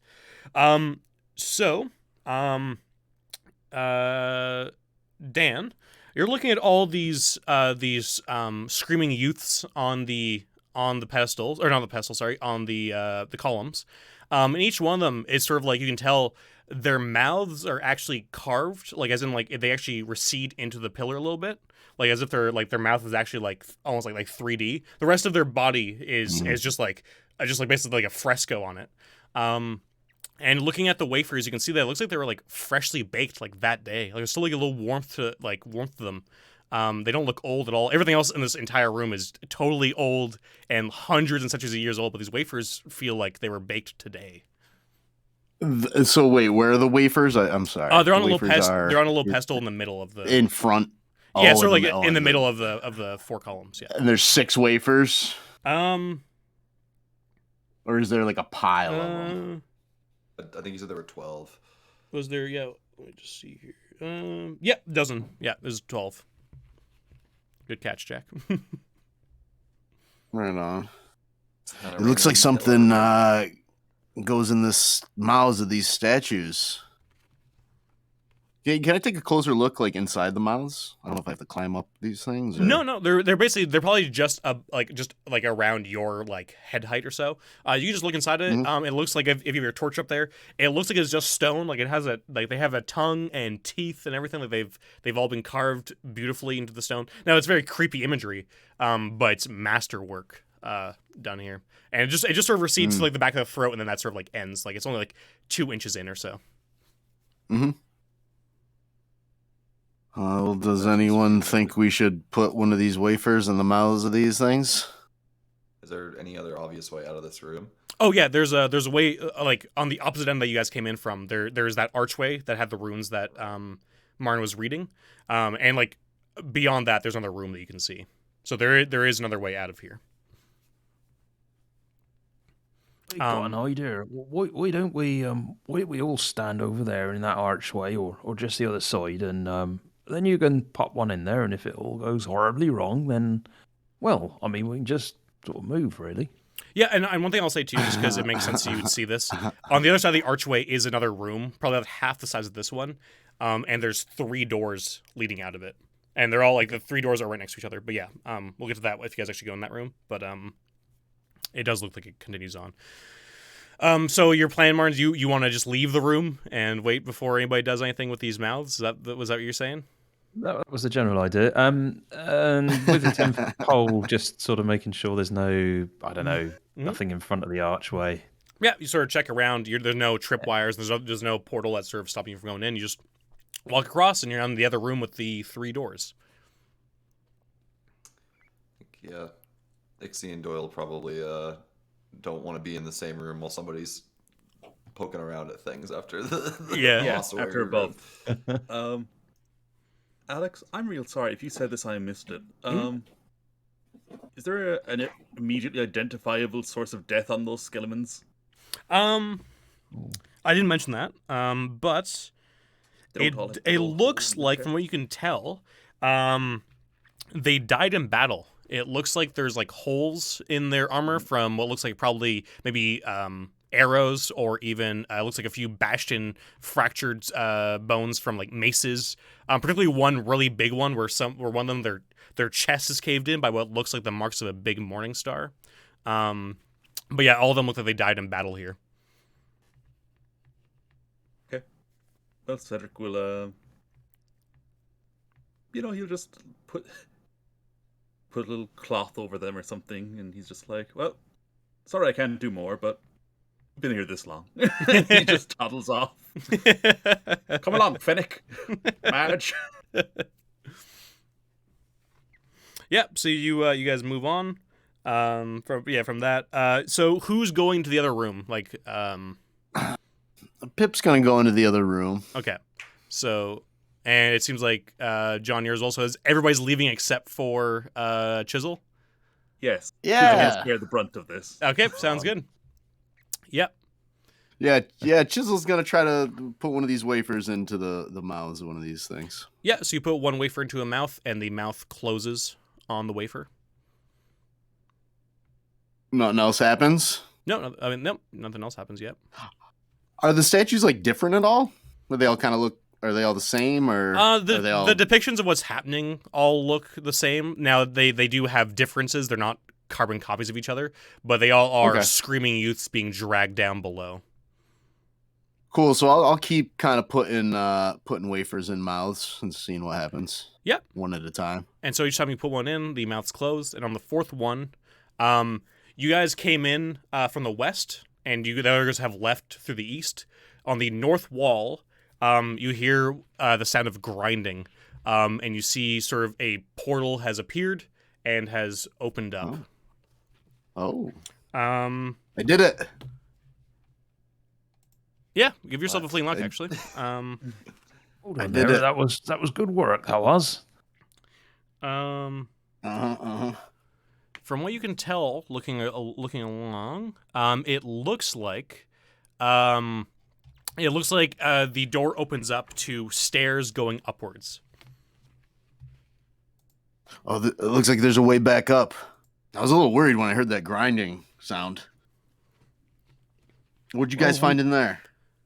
Yeah. Just doors, I think. I can show that to you guys. The doors are, you see, like I said, on the east wall, so opposite where you guys came in from, there's a wooden door, a bronze door, and a clay door.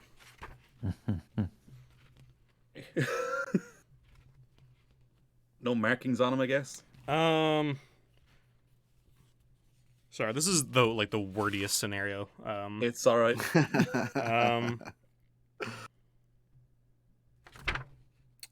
No, it just looks like the only differences you can really tell are just wood on the left, bronze in the middle, and clay on the right.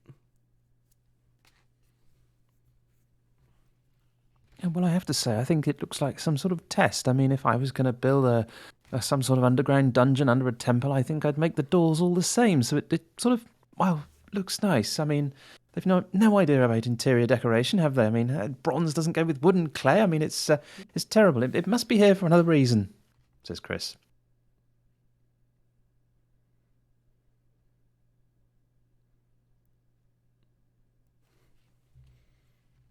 I think we could check out that one on the north, I think that might be a little bit easier. I mean, and it's going up as well, which is a bit closer to the surface. So if we kind of get stuck, we don't know, says Jed. And it was secret. That's where treasure's kept, in secret places. Yeah. Oh, wait a minute. I am totally wrong. Sorry. The doors do have stuff on them. Very important stuff on them. Sorry. Oh, good. Context. Yeah. Sorry about that. I'm just gonna read out what it says for the room. A vaulted gallery emerges from the green mist. Flaking murals painted along the ceiling depict hellish scenes where hordes of armed skeletons herd men and women of all rank and station, driving them on like squealing pigs to the slaughter. 3 portals stand before you. The first door is wooden and carved in a bas relief upon it in an emaciated child begging for a scrap of bread. The second door is hammered bronze and depicts a proud warrior driven to his knees by scores of arrows and bleeding from grievous wounds. The final portal is shaped of clay and depicts an ancient squat man, his sad, toad-like eyes giving his face the look of someone reflecting on a life half-lived. Tendrils of glowing green mist drift about the ceiling, casting an unworldly pall over the chamber. Wooden door, it has emaciated child begging with a bowl. Bronze has a proud warrior driven to his knees by scores of arrows and bleeding from grievous wounds. And final portal has ancient squat man with toad eyes. Well, they're hardly a trio of happiness, are they? Well, let's try that one on the north.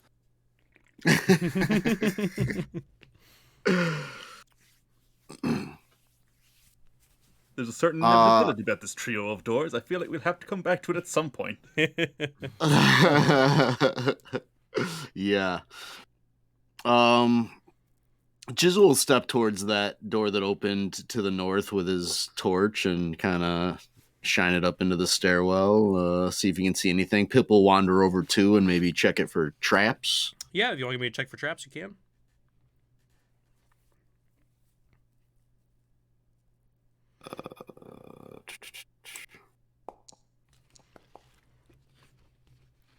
Nice. 21. 21. Nice. Yeah. No, you don't see any traps here. So I'll just read this out for you, for Pip and Chisel.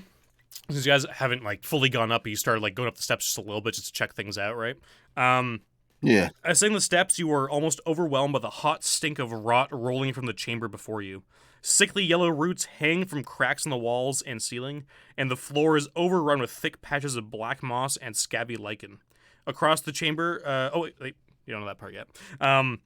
But there are some sputtering torches around, just like on sconces on the walls, just a little bit, but they're very smoky and actually not providing that much light, unfortunately. But the other thing you notice is what sounds like a slow, methodical drumming coming from the darkness beyond. So you can tell that obviously these stairs lead into a room, but you haven't actually gone into the room just yet. But yeah.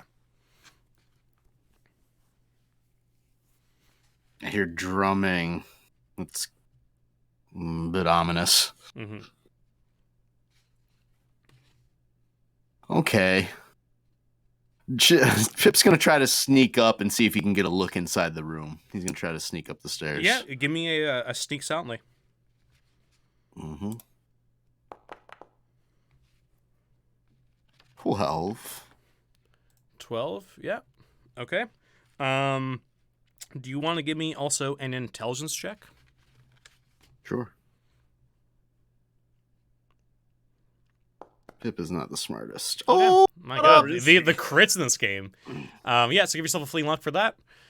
And also, so you sort of Pip goes up into this room. He's pretty quiet, but he's probably not the quietest he's ever been.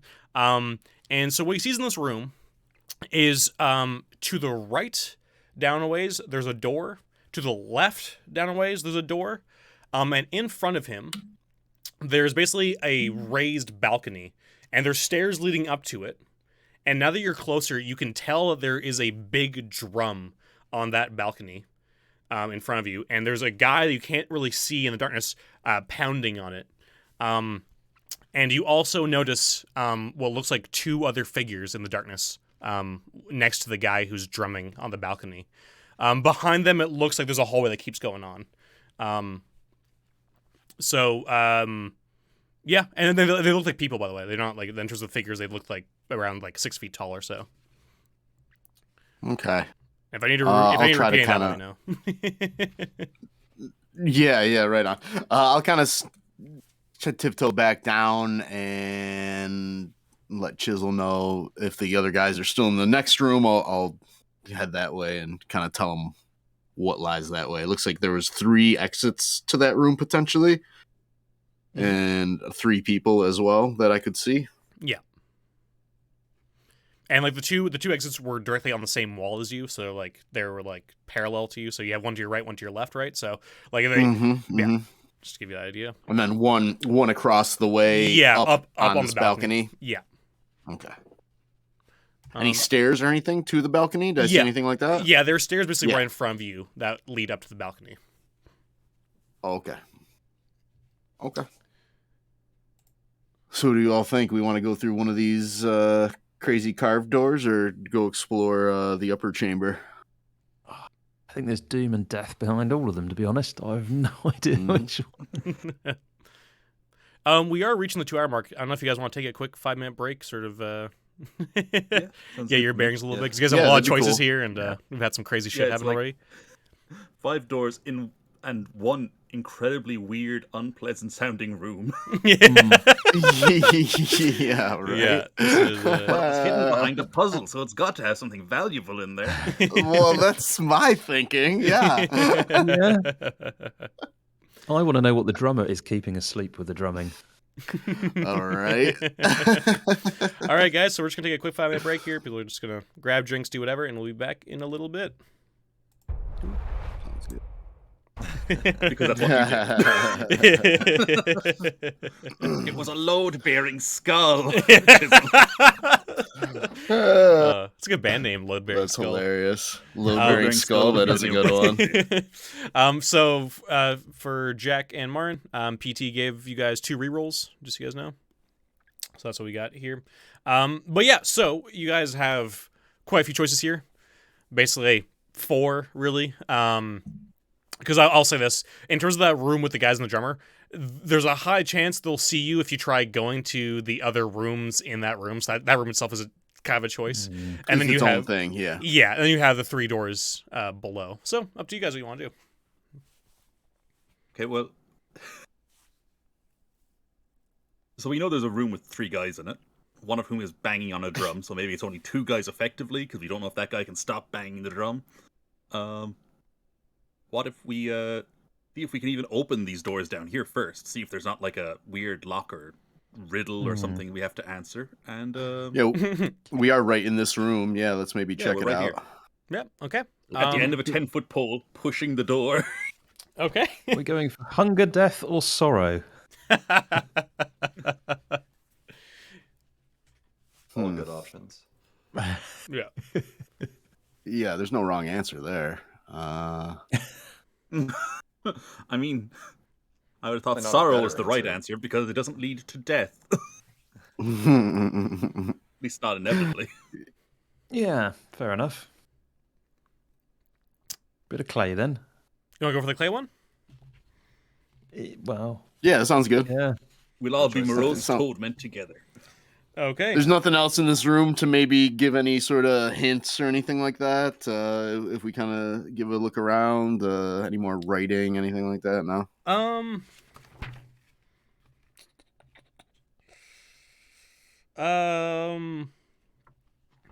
No, not really. You just have these horrible skeletons pushing people. Nice. So Love yeah, it. yeah, the clay door there. Okay, that's one you guys go for. The clay door appears to have no visible hinges. You see that the clay is flecked with dull clumps of lead and bright slivers of adamantine. Small bits of cracked clay lie scattered on the floor at the foot of the door.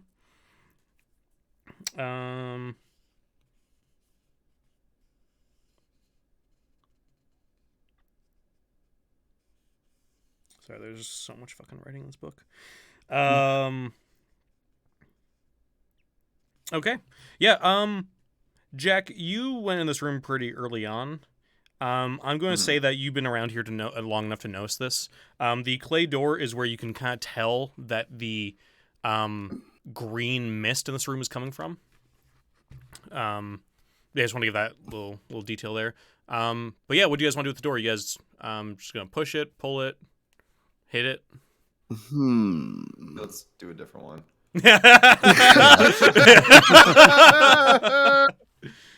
Yeah, that's a good idea. Either So of the other Jedediah goes to Ixie. He says, "Here, that mist is the same color you are."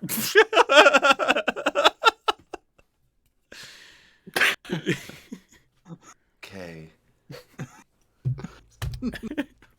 Well, Jebediah, that's a bit racist, isn't it? Well, green, isn't it? It's green. It's the same color he is. Do you think He's that's a saying that like it lizard means mist? something. Chill says, "Hey, he's got a point. It's the same color." I don't point out when sand is the same color as you. Well, that's right. That is. Wouldn't be offended. I mean,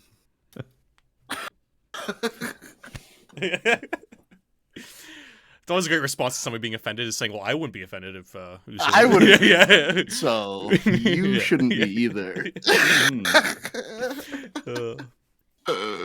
Yeah, that's how it works. Well, what about there's a metal door Yeah, and there's there's a wood door. There's a bronze door with a hero on it who's just been fucking Boromired. And then there's the wooden door with the starving child. And also, to sort of answer the question for you, Jack, to the other guy, the green mist has nothing to do with lizard men, to your knowledge. yeah,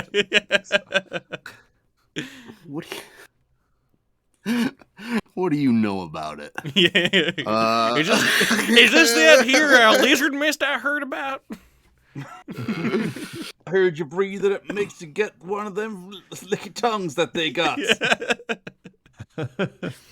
This is hilarious. We're all just standing around like stalling. To, Yeah, like, open nobody this. wants to fucking touch a door. Yeah, Alex, I'm gonna push on the death door. On the which door? On the Boromir door. Okay. By I mean Fennec. And by Fennec. Fennec, I mean Fennec using a 10-foot pole. Okay.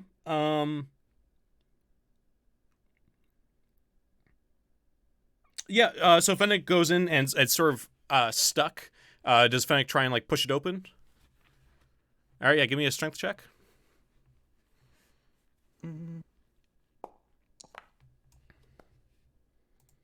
10. Yeah, it doesn't seem to budge for Fennec. He sort of pushes and just like he's not really, I guess, possibly strong enough really to do this on his own. But yeah. Chris walks over and goes, "Oh my, come on, can't you do anything?" And gives it a push. Sounds good. Yeah, give me a strength check. Fucker. yeah, that's enough. That's enough. So as she says that, Nice. she says those words to you, and the door swings open faster than she expects, and she tumbles down these stairs. Alex, is this the adventure where we just fall downstairs? Yeah, pretty much. It really, you guys have been basically able to hit every trigger that does this sort of thing, and this one fucking sucks. So, give me a reflex save. I was Chris. Okay. Oh Chrysanthemum. my god. Okay, everybody loses their fleeting luck. Oh my god. Oh. Is Featherfall useful here? I mean, not really. You're just sort of falling. You're just tumbling downstairs. But you tumble downstairs, and you take 3 damage, Chris. Shit. And you go down.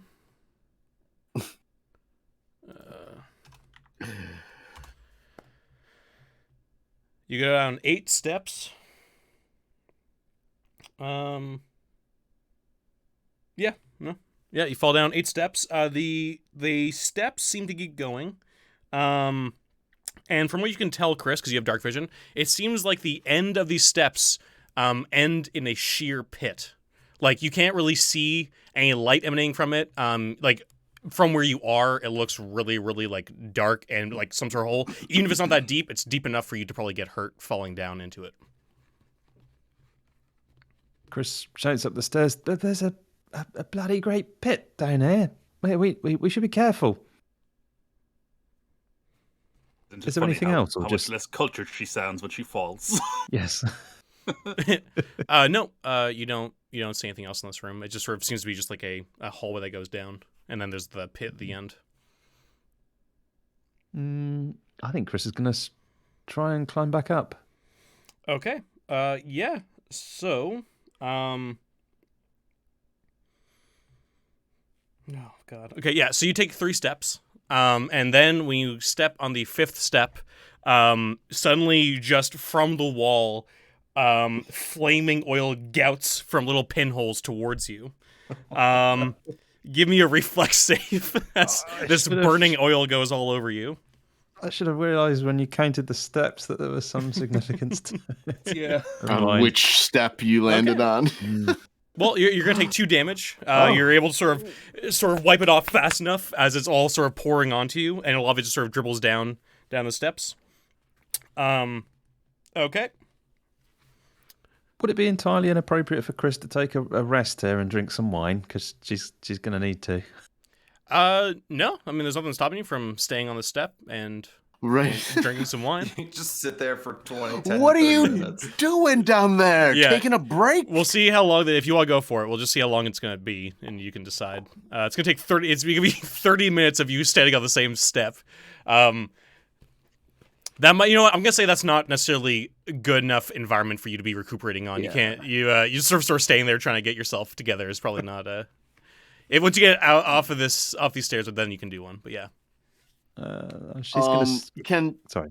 I was gonna say, can Pip step up and try to look for traps? Can he kind of ease his way down the and try to work his way down to Chris? Absolutely, yeah. Yeah. Give me a check trap. Are you checking each step or? Yeah, I guess as I go down, I guess. Okay. Or, Yeah. yeah. You don't see. Yeah, you don't see a trap on the first stair. Okay, 10-4. Keep rolling. Yeah. So so here's the thing. That's not bad. You go down to the second step, and you've triggered the first step. And Yeah. 3 I thought about spears using some come luck. out of the wall. Give me a reflex save. Pip. Okay. He's pretty okay at reflexing. This is the absolute dick move shit I was talking about. Oh my god! Oh, Yeah. oh my god! Okay, so you're going to take Oh, Pip. Ow! Pip. Pip's gonna take 3 damage. Okay, so only 1 spear kind of gets you in the leg. Okay, and you can tell that the second step is not trapped. So I'll roll me the. I can tell. Yeah. I can tell. you can just tell. Huh. Or at least it's not pure trap to you. So Pip is gonna say, doesn't somebody have a pole to do this sort of thing with? The stairs are curved. Yeah. The pole is less useful now. Yes, I have one with me. Yeah, Chris has one just on her back the whole time. It's telescopic, so it's just like a little. If Pip is gonna take a step back off the stairs, he's breathing heavy. It's Yeah. kinda Yeah, you just got fucking impaled here trying to help out Chris. But the spears sort of stay out, like they're not going back in. It seems like they've been sort of triggered now. Okay. But yeah, Chris, did you want to check the stairs with your? Yeah. Yeah. Yeah, Give me Chris will an check intelligence the check stairs. for This is the 4th step. Yeah, no, Nice. doesn't seem to be a trap on there. You sort of push down, poke it, and try and check seams. You don't see anything on it. She'll step on the step. Yep, and nothing happens. Cool. And she'll poke the next one with the pole. Yep. Just tense. Yeah. Does she need to roll intelligence? Yes, again, sorry. or- Yeah, give me an intelligence check for Okay. each step, basically. Yeah.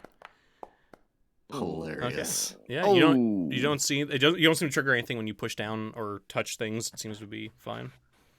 Well, I mean, I saw what the roll is, but she doesn't know what that is, so she's probably going to step on that step. Yeah, nothing happens. And the next think one's it's- the one with the and- spears on it, right? Yeah, and there's only 1 step left, basically. And if this one's checked, then it's just after that, it seems to be only the spears left. So this is your last check here to see if there's anything on it. Pip says that one's good.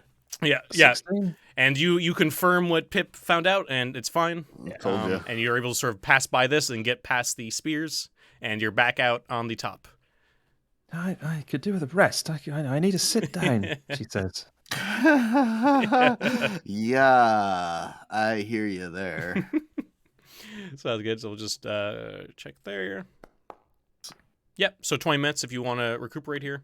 It's your So it's double your hit die if you guys are 2d6 drinking some plus wine. my level. Yeah. Oops. Plus my level is 3, so okay, well, he's Yeah. back up. Modified by your stamina. Okay, cool. Oh, That's 0. That's 2d4 minus 2. Yeah, I can kind of fuck you, unfortunately, but oh 2 boy, hit points. Well, I get two. That's rough. Yeah, that's not a. All right, so yeah, you you solved my stair puzzle. Puzzle in many quotation marks. Yeah. Oh my god, I almost did a spit take over my laptop. So how much worse did the stairs get? Yeah, because you guys aren't gonna be going down there. No, They get not. a lot worse. They're basically, if you had fallen further enough to fall off, you would drop 50 feet and basically just die from 5d6 damage, more than likely. And before that, there's blocks would fall out from the 11th stair, doing 2d8, and the 9th stair does a scything blades come down, doing 1d12. So yeah, it's they get triggered by you going down them, and then anybody trying to go down or go up, then they're already primed, then they go off. So you triggered those steps when you hit them, and then yeah, I'm with you. yeah. Ouch. Like I said, it's a real fuck you thing. It's as if you push on it, then you go flying down the thing. But anyway, like I said, please don't be mad at me. Okay, I'm just doing the module. But yeah, so there's 2 other doors, and there's also the drumming room. So what do you guys want to do? Let's try the drum room. And don't forget, you guys have 2 rerolls. I Yeah. just realized that might Yeah, I have been. just realized that. I was like, oh yeah.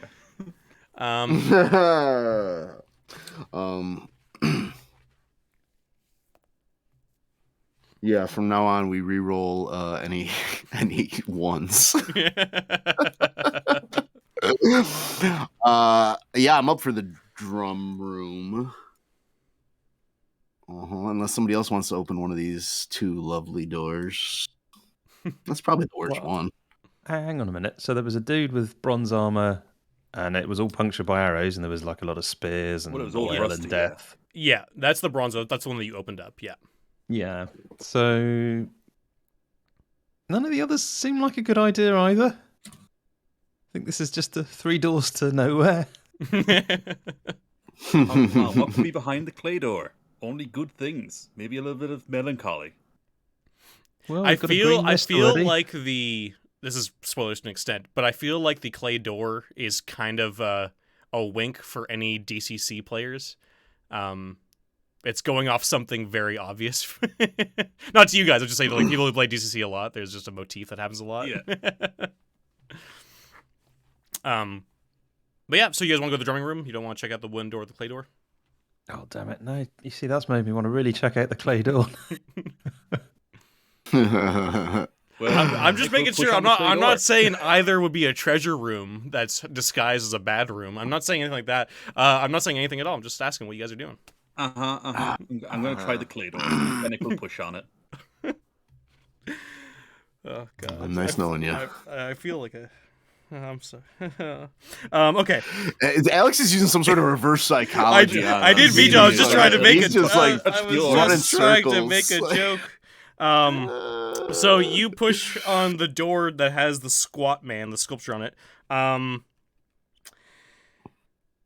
Okay. I feel this room is an investment because if we see any rooms with green stuff coming out of them in the future, we'll know that they're either good or they're bad. So whatever happens, this is a positive, right? Yeah.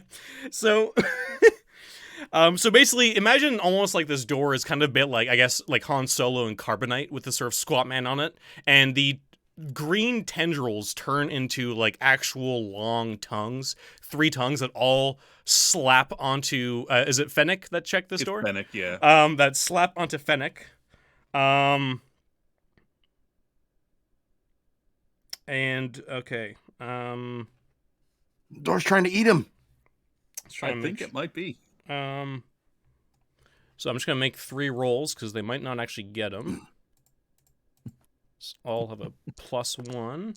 Okay, yep. Well, they're definitely gonna grab Oh them. my goodness. Two of the So, 3 definitely get him. Yeah. So Both grab him. And I guess we'll just go into initiative here real quick, guys. Since this is kind of crazy. But yeah, so you get grabbed, and you see that these they're trying to lift you up and bring you towards the mouth of this sort of froggy squat thing. Now that you've sort of touched this door, it's almost been like almost an illusionary thing, or the mist was hiding it. But this is no longer just like a squat man, and very obviously some sort of half frog, half man creature. The old frogman. Yeah. Old saga. Yeah. So, Dan, do you want to give me your initiative? Yes. Pip got a 2, and Chisel got a 12. Pip got a 2. Chisel got a 12. All right. John? So Fennec got 11, and Cedric got 7.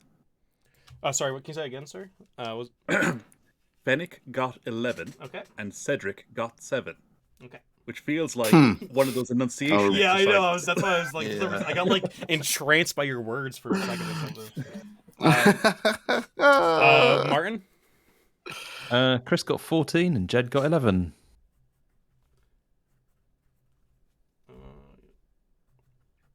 All right. And Jack? Ixie got 4, and Doyle got a 20. Okay. Nice.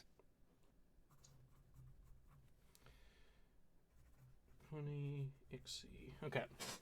So, the first thing are the tendrils. They just, yeah. So they just start dragging you closer to the mouth. You're one round away from the tendrils bringing you into the mouth, Fennec. And you're also, these tendrils are crushing Fennec really hard. And he's going to take 4 damage as the two tongues are grabbing him. All right, now it's Ixie's turn. Ixie, there's these 3 tongues. And Doyle. Oh, sorry. Oh, Doyle's 20. My bad. Yeah. Doyle's 20, yeah. Ixie's got 4. Yeah.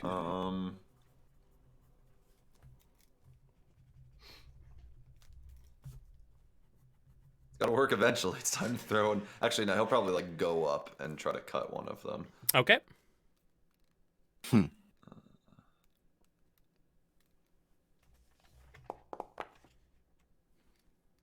I think, yeah, that will hit the tendril, or one of them. And you do 3 points of damage as the total. There's no extra on top of that or anything like that. Doesn't look like it, no. Cool. Just want to make sure. All right, yeah, so you start slicing into one. It's still going. But yeah.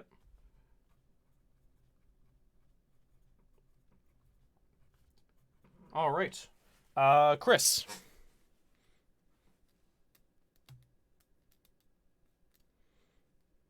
So there were 3 of these things that attacked. So there's like 3 attacks around. So yeah, so basically, to set the scene here, there's this sort of squat kind of statue, and it has 3 tongues coming out of its mouth. It's sort of the green mist turned into the 3 tongues.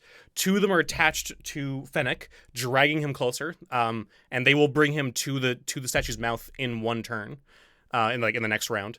And there's another one sort of flapping about. And Doyle just sliced at one of the tendrils that's hooked onto Fennec. Yeah. So Chris hasn't really got. So Chris is going to try this moon wand that she found last time and try and slow this thing down. Okay. Yeah, that's interesting. Right, Yeah. better work on up. Yeah. So you basically just give me an attack roll. I think what we'll do for this, we'll just do D20 plus your intelligence, I guess, or I guess just do a spell roll. Just act as if whatever your spell is. Is that like plus 7? Plus 6. So Plus yeah, 6, that's better. Okay. So nice. it's got to 18. do a fortitude save versus that. I'm going to say the tendrils can't actually really save against that. So it halves everything. The tendril that's not holding on to him sort of falls down a little bit. It seems to be sort of almost like limp. And one holding onto Fennec also kind of goes limp. We'll say the one that Jack attacked is still holding on, almost like it sort of tightened almost when they got stabbed. But the other 2 were sort of limply kind of trying to get up off the floor. but it's almost like when you're trying to like run or punch in a dream. That's what they're kind of like acting like. They're not really able to really get much weight behind them. Okay, nice. And Chisel. So Fennec is free. No, Fennec's not free. Fennec has 1 tentacle left instead of 2 on him. He's Yeah. got 1. Yeah, it's the one that Jack attacked. Yeah. Cool. Okay, perfect. So Chisel's gonna run up with his longsword and try to. He's gonna kind of do like an uppercut move and try to like knock the tentacle Sounds away good. from All right. Fennec. So there's the longsword. Nice. Yeah. So I think 6. So 16 to hit for. Yeah, that will hit. Yeah, I think that adds it in. Yeah. Yeah. Okay. Cool. Nice. So a good amount of damage. You aren't able to hook it off of him, unfortunately, but you do a lot of damage. You are slicing more into it. Sort of green mist is coming out of it from both wounds now. And it is looking much weaker than it was before. Nice. So that's Chisel. All right, Jedediah's turn. So Jedediah is going to. Oi, you get off him, he says, and lifts his pitchfork and brings it down into this tentacle or tendril. Tendril, tentacle. That is going It's to all much of muchness. that is going to hit. Unfortunately, it does 1 point of damage. But yeah, okay. That's Jed. Fennec's turn. He can try breaking out of this if he wants the strength check. I was actually going to lash out at the tentacle that's holding him with his sword. Okay, sounds good. Because you're sort of restrained there, I'm going to give a -2 to the roll. Yeah, that makes sense. Yep. Give me a second now. Oh, I saw a 17 for a second on my end. Hey, well, actually, that's enough to slice it. Oh, nice. 12 is the AC. And yeah, it is. Dang. You slice Nice it damage. off now. And that tentacle just goes limp. And just sort of like as you finally sever it, the parts that are around you turn back to green mist and kind of just float upwards. The other 2 tendrils are still sort of floating around there a little bit. I believe it's for 1d4 rounds up there like that. So for 4 rounds, they're going to be like that on the ground. I will say, okay, Cedric is next. What does Cedric want to do? He's going to shoot the actual frog statue thing. Oh, really? Okay. Oh, really? Are you sure? Oh, is that so? Wasn't a good noise. Everybody stand back. Why am I feeling like I may regret this? Like you're about to pull a demon skull out of a wall. Like classic old saying that everybody says. Yeah. Yeah.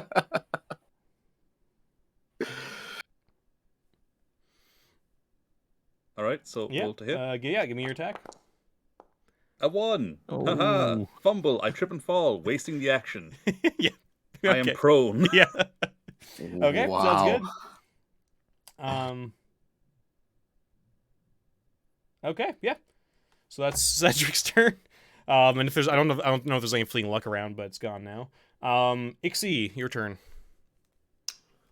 So what's actually left? So it's just these 2 tendrils that are kind of like moping on the ground for the next 4 rounds because they, the wand that Martin has. So they're not really able to do anything for the next 4 rounds, but they'll be back Yeah, to I mean, normal. Ixie will go up and try to sever one with a longsword. Yep. Basically, oh damn, yeah. They're not really moving at all. So I was just gonna not really have you roll there, but yeah. So you're able to sort of like start damaging it. It's still up, but you're just like hacking into it. So one's really down. Pip. Pip.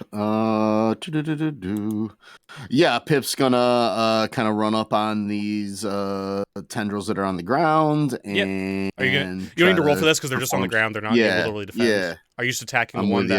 that he attacked? Yeah, sure. Yeah, just give me the Sure. damage. We're just gonna do the damage. See if you guys can destroy them before they're back to normal. Okay, let's see. D8. Oops, that's. Oh, these new crazy dice are awesome. Oh. Wah, Yeah. wah. Yeah. And Nah. it's all good. Yeah. All right. Yeah, and that's back to it, but so that's just 1 round gone for those being weakened. Doyle.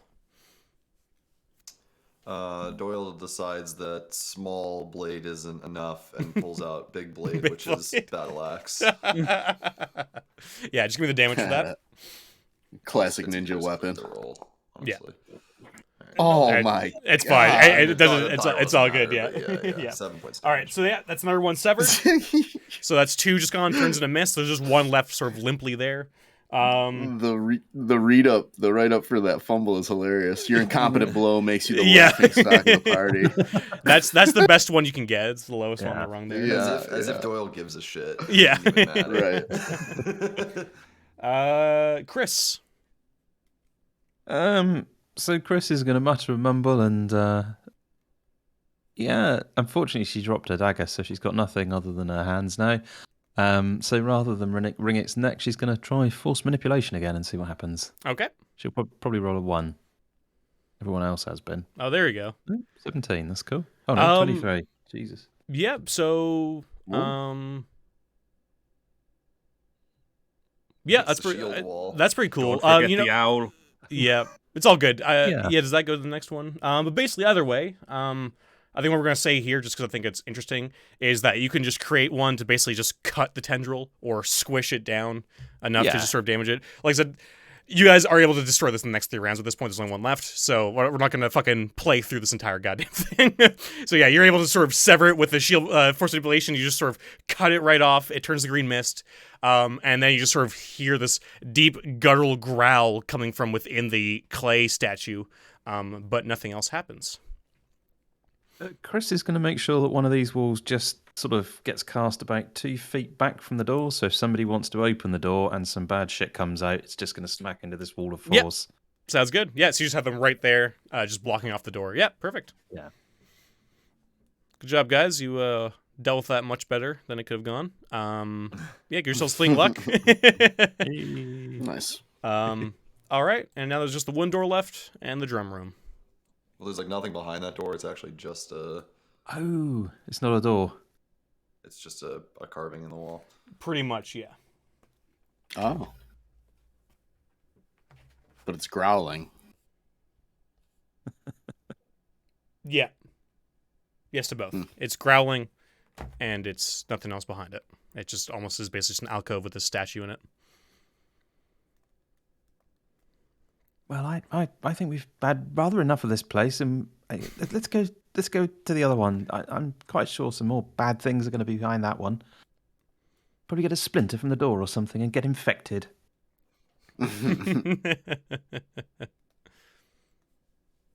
Yeah, might as well check that, I guess. So are you saying check the 1 door or just fucking leave and go to the drum room? Martin, think about it. Every session we've skipped the treasure room. What if this is it? I know. Chris says, "Well, if you want to go and get gangrene, that's up to you. But I'm standing well back."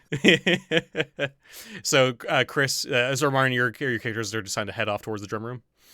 No, they're just standing back. They're staying back. Okay. Yeah. Chris is anyway. Jedediah is not Yeah. not suffering from any of this Okay. super stuff. He's going for it, but she isn't. Okay. Sounds good. What's everybody else doing?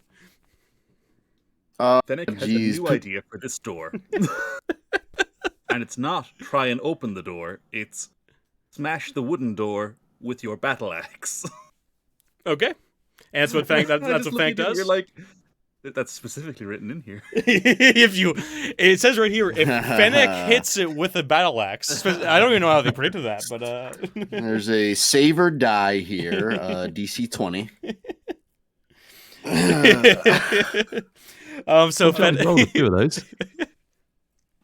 So is Fennec the one who's smashing it with the battle axe, or just telling somebody else to? Okay, yeah. So Fennec, you hit it, and the battle axe meets the wood, and then from there, the whole door rots away.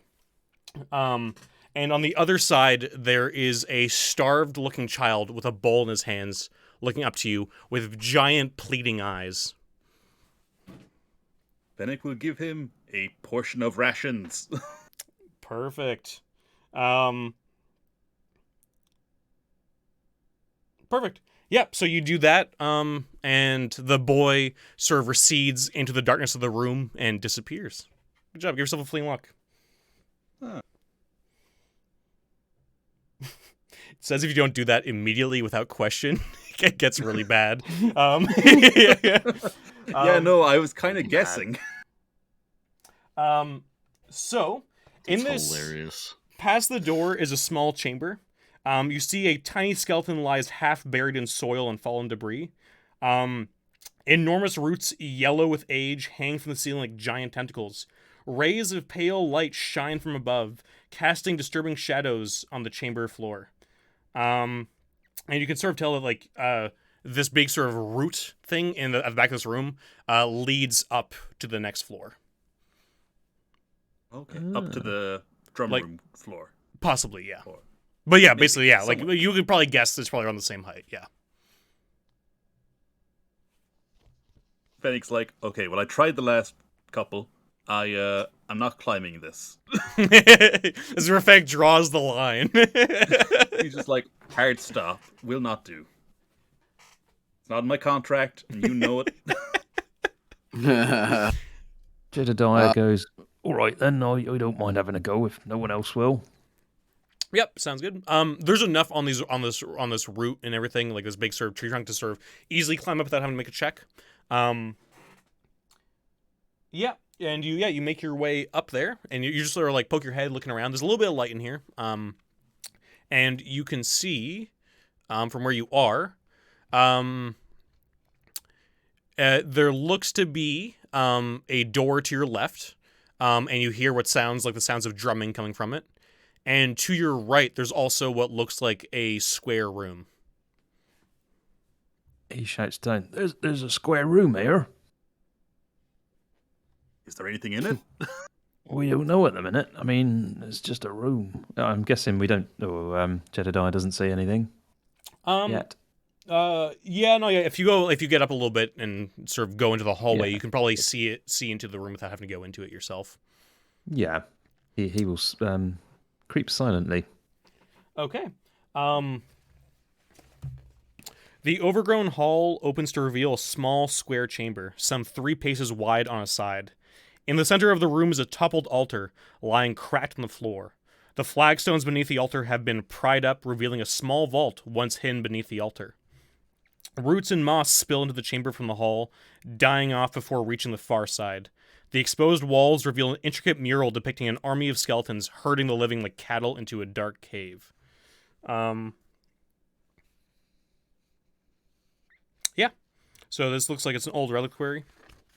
And like there's some basically the sort of route sort of path you've taken sort of grows into this room a little bit, but not a huge amount. Sort of ends here.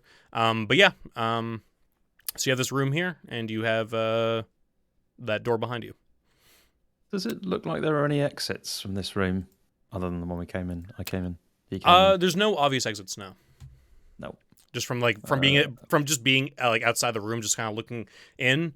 What light is here does not really show any exits out of here. So Jed will shout down, there's a fallen over altar, and we don't know. Looks like somebody might have had treasure, but there might be more. Come on up if you fancy a look. And Cedric will climb up. Yep. Okay. Chisel and Pip will climb up. Okay, yep. So you guys climb up. Are you guys being sneaky at all while you do this? Are you being stealthy, or are you just climbing up?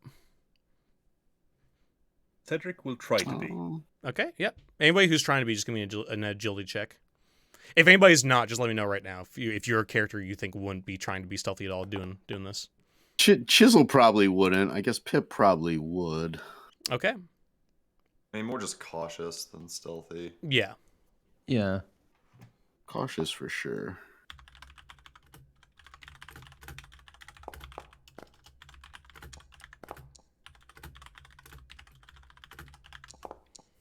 Oh, well, actually, Doyle would get up 13. Okay. Yep. So yeah, there's enough of you going up there, and a few of you. Yeah. So when you guys get up to the top there, you do hear that the sounds of the drumming has stopped. But yeah, nothing else other than that. Probably nothing. Nothing to worry about, friends. Um, Pip takes a look at this vault. Yeah, you're looking inside the room. Yeah. Yeah, what are you? How are you looking around? Are you just sort of picking up from the floor, or like what's the how is Pip looking around this room? Well, so there's like a separate room that is a vault. Is that correct? So Or yeah, the vault is within the altar? yeah. So basically, just to give you the idea, you climb up onto the second floor here, and you're in a hallway. To your left is where the drumming room is coming from, and to your right is this square room that seems to end off. And yeah, it looks like it's an old reliquary. It looks like it used to be probably some sort of vault. It looks like there's some overgrown crap here. There's a lot of stuff smashed on the ground. And there's basically a bunch of debris in here. Okay, yeah, I'll look through like the debris on the ground and kind of see what I can find, and maybe I don't know, take a look at the walls and stuff, Yeah. see if there's any hidden things or whatever. Yeah. So you can tell just looking around the floor that the toppled altar that sort of revealed that little vault there that I mentioned that was in the ground. It was shattered. It looks like the face of the altar bears sigils of the Carnifex and decorative skulls.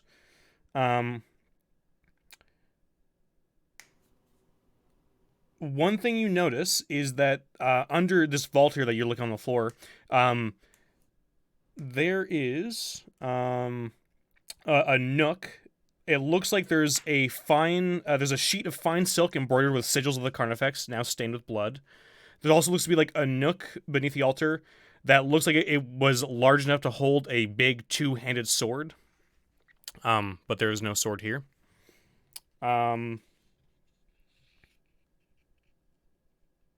Okay. So there's like a bolt of silk, like a Yeah, just a small thing of silk. yeah. And also, as you sort of have entered and going around the room looking at stuff, when you get closer to the south wall, you get this real sense of dread inside you. This like sense of impending doom.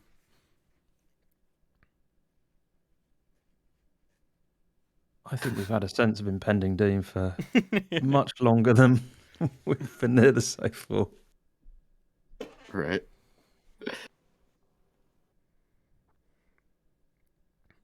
Yeah, Well, I don't know what this. Yeah, this wall is the one that has the mural on it. Mm-hmm.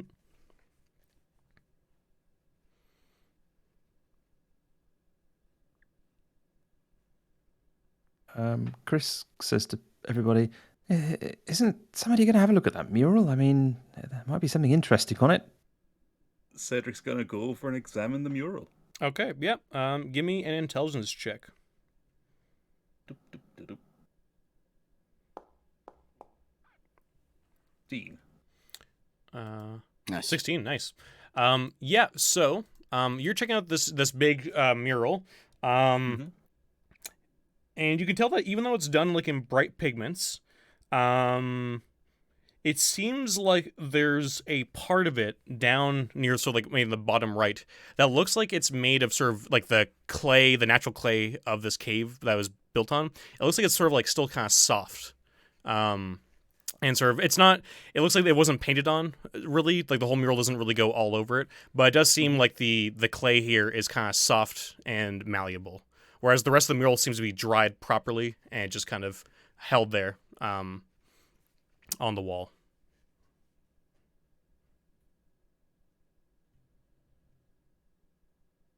Well, in that case, what I shall do is using I'm just like, let's see, what's he got that I could use here?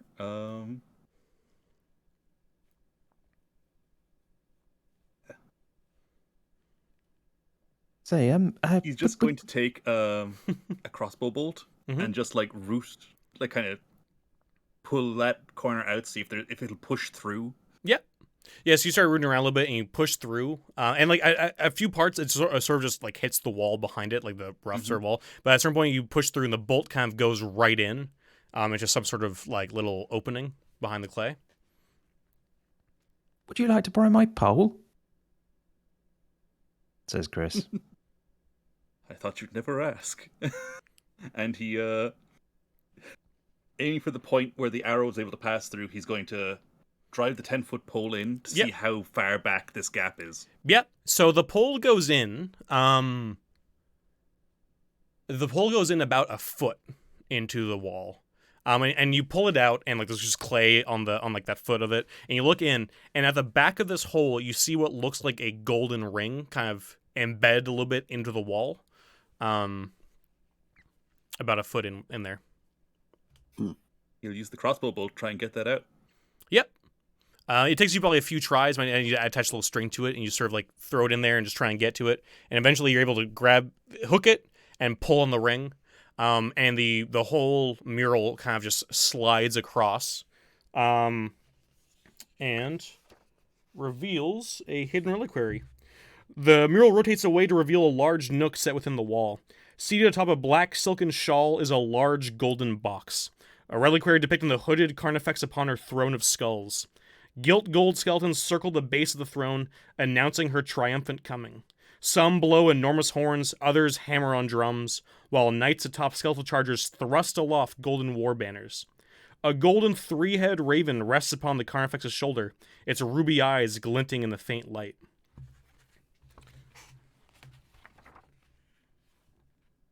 Some motherfucker's got to check for traps. Ha. Ha. Why don't two of us do it? And that way, if one of us sort of messes it up, then we've got another chance, says Jedediah. Okay, that's not a bad idea. Yeah, Pip will help out with that. Yeah, I will go around. I will say, Cedric, with your dealings with religion and undead and that sort of stuff, you can tell that this box, if it's not obvious already, is a box that's specifically made to keep stuff safe in it. Just so you're like, you guys obviously are kind of aware of that, but just trying to make sure that comes across. No.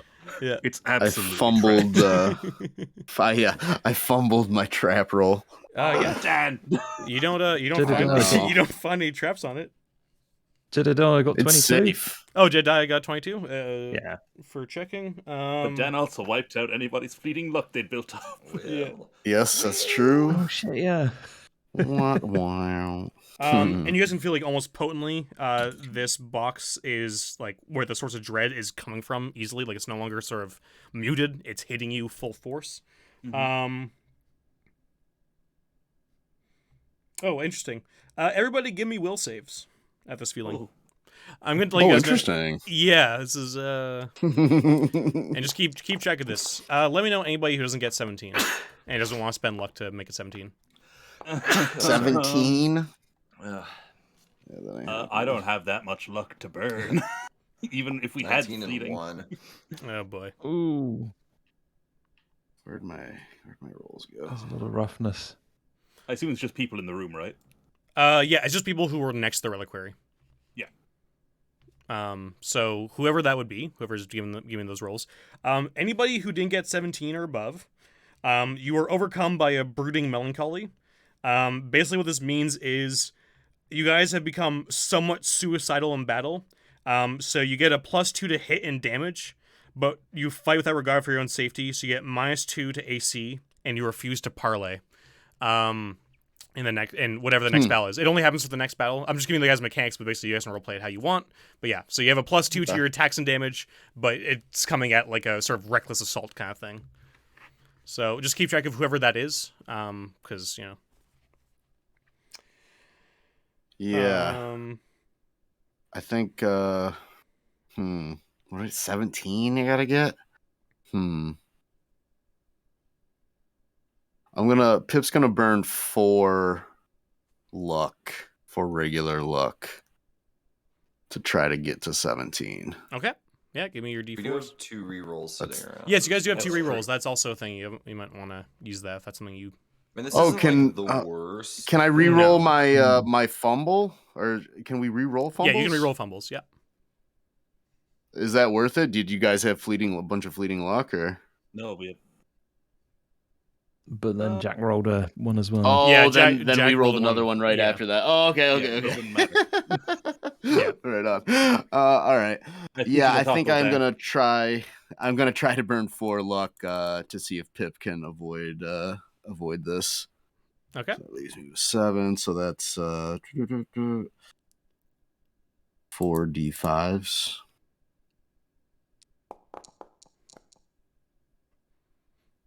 Nice. Yep. Is that enough?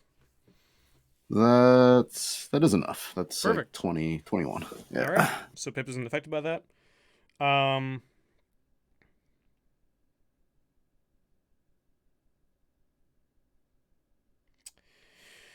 I will say also, Pip, I'm gonna let you guys know right now. This box here has a page and a half on it. I'm just sort of going through it a little bit. Pip, you immediately notice that this thing opens from the front. There is a cleverly hidden keyhole behind the rearing chargers, and you can tell that the lock is very fragile and will take deft hands to open it up. You can also probably pull it open from what you can tell, but it's up to you if you want to do that. Heard that. What'd you say, Martin? Was there a trap in it in the end? Well, no one's done anything with it yet. He didn't. Did you? Was that something for check for traps, or was that to stop you from being cursed, Dan? Sorry. I'm sorry. What's that? Oh, sorry. Oh, that was. Oh, yeah. The luck I burned. Yeah, Yeah. that was for the will save or whatever. But yeah, sorry. Martin did roll what, like a 22 with For Jedediah? yeah. Something like that. You didn't notice any traps, Jedediah. Let's go. Okay. But yeah, are you gonna try and lockpick this, Pip? Yeah. I mean, fuck yeah. Okay. Let's do this. Pick this lock, he says. Okay. The DC is 15. Okay, so I'm gonna burn just to make sure I pull it off. I am gonna burn 2. Yeah, you get 3 back. 2 of my regular. You're pretty good. Right. Yeah. Yep. So with those 2, you just pass it. Yep. Time for. And yeah, so you pick it open. And like the front kind of just comes down, and there's 3 drawers. In this box, there's like 1, 2, 3, just like from top to bottom. Can I check inside the box now for traps? If that's necessary. I will just add this onto the big roll that Martin got. It doesn't seem like there's any traps on this thing. Okay. It seems like, to what you guys can guess, the feeling of dread this thing is giving you is probably enough. But yeah. But there's no traps on it. Enough to what? Stop us from fucking with us anymore? No, definitely not enough. Enough to stop lesser men, perhaps. I think this is where all the treasure has been hiding. Yeah, I mean, I'll open up one of the drawers. Which one? The top one, middle one, bottom one? Sure, top one. Top one? Okay, so you pop this open. And it looks like the stopper. There's the topmost drawer contains a simple ceramic vial sealed by a wax stopper. The stopper is stamped with a sigil depicting a pair of crossed swords. It looks like the vial contains, like, from what you can tell, it's ceramic, so you can't see most of it, but just a little bit on the top that's made of glass. You can see that it has like a viscous black liquid. I would say, honestly, Doyle, and honestly, Jack, feel free to let me know if you don't think Doyle would know this, but Doyle, being sort of somewhat of an assassin, can tell that this is a vial of oil of slaying. And basically what it is, it's an oil that, if applied to your weapons, if you hit somebody with it, they have to give a save, a fortitude save, or die instantly. Dang. And from also what Doyle one of the only things in Doyle's brain. Yeah, that would make sense. Yeah, I was just trying to think of who would know this, and I feel like Doyle's probably best. Well, and Pip is also an assassin. I don't know if that Pip would probably tell as well. Both Doyle and Pip can easily tell this. And the other thing too is that this vial has enough for 3 small weapons, like either like 3 daggers or like a bow, an arrow. Enough for 2 medium weapons, like a regular short sword or whatever else, or one weapon, like a big battle axe or longsword. Claymore. I feel like Doyle and Pip both kind of blurred out, "Oil of slaying," as he like pulls it out and holds it up. And all I'll also right. just say so you guys know the DC is 13. DC 13 fort save for anybody who gets hit with it. So it's not the hardest save, but it's enough to that you could And probably. that's I mean, for instant still death, really yeah, strong. that's, Yeah. yeah, that's pretty cool. So don't misuse it and Pretty fumble cool. and hit somebody else if you have that equipped. Pip kind of looks behind him and he's like, "Does anybody else want to open a drawer? They're all right here. There's 2 more here." Open the middle drawer. But yeah, I mean, we could just open them up and see what's inside too. Yep. Yeah. So who wants to go for the second drawer? Is it just anybody or? I'll do it. Cedric will do it. Yeah, actually, perfect. So Cedric would open this up because he's the one who probably recognizes what these are. In the second drawer, there's 3 silver flasks sealed with corks and stamped with the likeness of the 3-head raven. You can immediately tell that these are holy water, probably consecrated by the cult of the Carnifex. And yeah, so you can probably guess what those could be used for. They would probably work on undead, but also probably work against any enemies of the Carnifex. If you're opening the third drawer, it contains a tome, you assume it contains a tome, protected by an elaborate kumdak, fashioned from sheets of hammered gold, and silver tracery. So just a box that's holding it.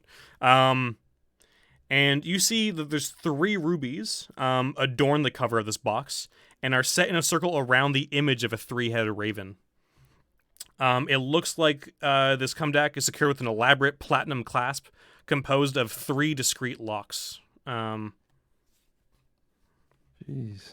From what I would say, you can tell, let's say Doyle and Pip again, just from whatever you guys might have. No, Doyle won't tell us. Pip can. This needs to be picked at exactly the same time to open it by 3 different thieves. Whoa. From what you can tell, it doesn't look... That's exactly what Pip says. You can tell that the locks themselves aren't that hard to pick. The tricky part is actually having the 3 different ones open at the same time. The timing. Pick a lock, says Jedediah. Yeah. Anyone else? Yeah. Basically, yeah, what this would happen because you have a very skilled lockpick like Pip. 2 other people can do it, but you guys would just give me agility checks. Not you don't get the lockpick bonus that Pip has. So Pip, you could get 2 others to help you with it, and basically from your own training would help them open it up. But let's wait. Maybe. Or do you want to try to open it right now? And you can also probably pry it open as well if you're strong enough. But... Oh, Box is still Jedediah valuable. is also a Gold thief. that crowbar gems. out. Yeah, Jedediah is a thief, right? And Doyle. Doyle's not Can actually, Doyle but he pick is locks very or no? agile. He doesn't have pick locks, but he is really agile. So all he needs to do Yeah. is Yep. have an agility roll.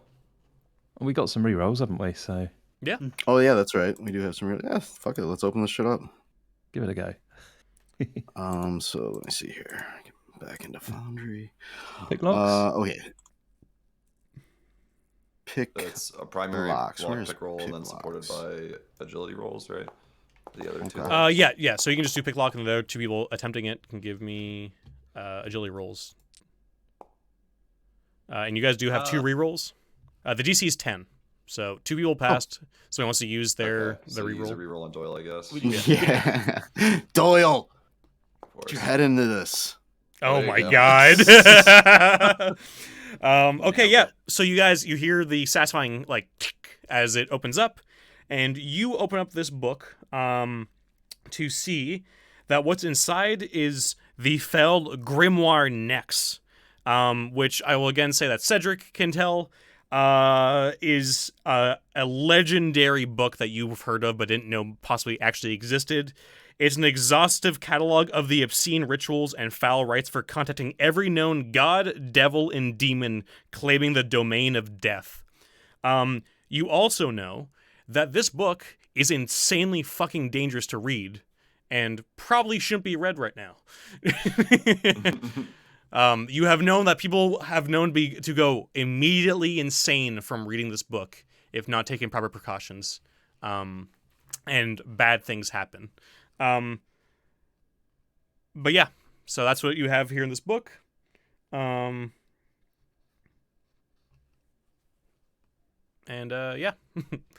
And download that to all the team, and then I'm like, yep. So close that bad boy back up, and let's get out of here. And I would say the last thing you guys can tell, that since you guys are all looking at this, the silk sort of shawl underneath the box is it bears gold and silver embroidery depicting 2 skulls, each marked with the sigil of the Carnifex. Yeah, it looks like it's worth quite a bit of money. Take that too. Okay. About time we find some actual fucking treasure. Yep. You could even steal the box. The box is fucking worth money too. The box, the box. Yep. We could wrap the box in the silk cloth and then wrap that in a less valuable cloth to protect the cloth. Oh, actually, sorry. One thing I'll say this. I'll say that Martin, you noticed this. The box does have a trap on it if it's lifted. You did notice that when you first checked it. Okay. Yeah. So if you want to disarm it, Staying. you can disarm the trigger if you want to. Well, if Pip? box not dangerous, box come. Ooh. The box itself, from what you guys could guess, for the smart ones who know about this sort of thing, the right buyer will give you 25,000 gold pieces for the box. Though finding a person who could actually buy that could be hard, but you guys do have technically infinite time between scenarios to possibly find somebody. Yeah, if we survive this, our final quest will be finding that person. Well, we found a very expensive It's how to go box. talk to Let's get the Gormaz fuck out of about here. Yeah. Gormaz, this can fund your entire campaign. And if you guys But, can't, yes, but I would have to give you money to. and if you guys can't find anybody who'd be able to buy that, melting down all the base metals and jewels, it would be worth 2,500 gold pieces just on that alone. So Okay, so like a tenth of the Dang. value. Yeah. No good. yeah, so if you can't find anybody, you would be able to do that. Who's picking up the shawl that's underneath this box? Do you guys seem interested to grab it? Now that you say that, I don't know if I want to. Yeah. I'll say Yeah. Cedric will. Okay, what's Cedric's alignment? Chaotic. Okay, perfect. Not anymore. It's just great having Cedric who's an undead guy with this sort of scenario, because it just makes it easier for me to just tell you what things are instead of doing the whole shebang. You can tell that this is the Shawl Salenti, which sounds like a nice fucking wine.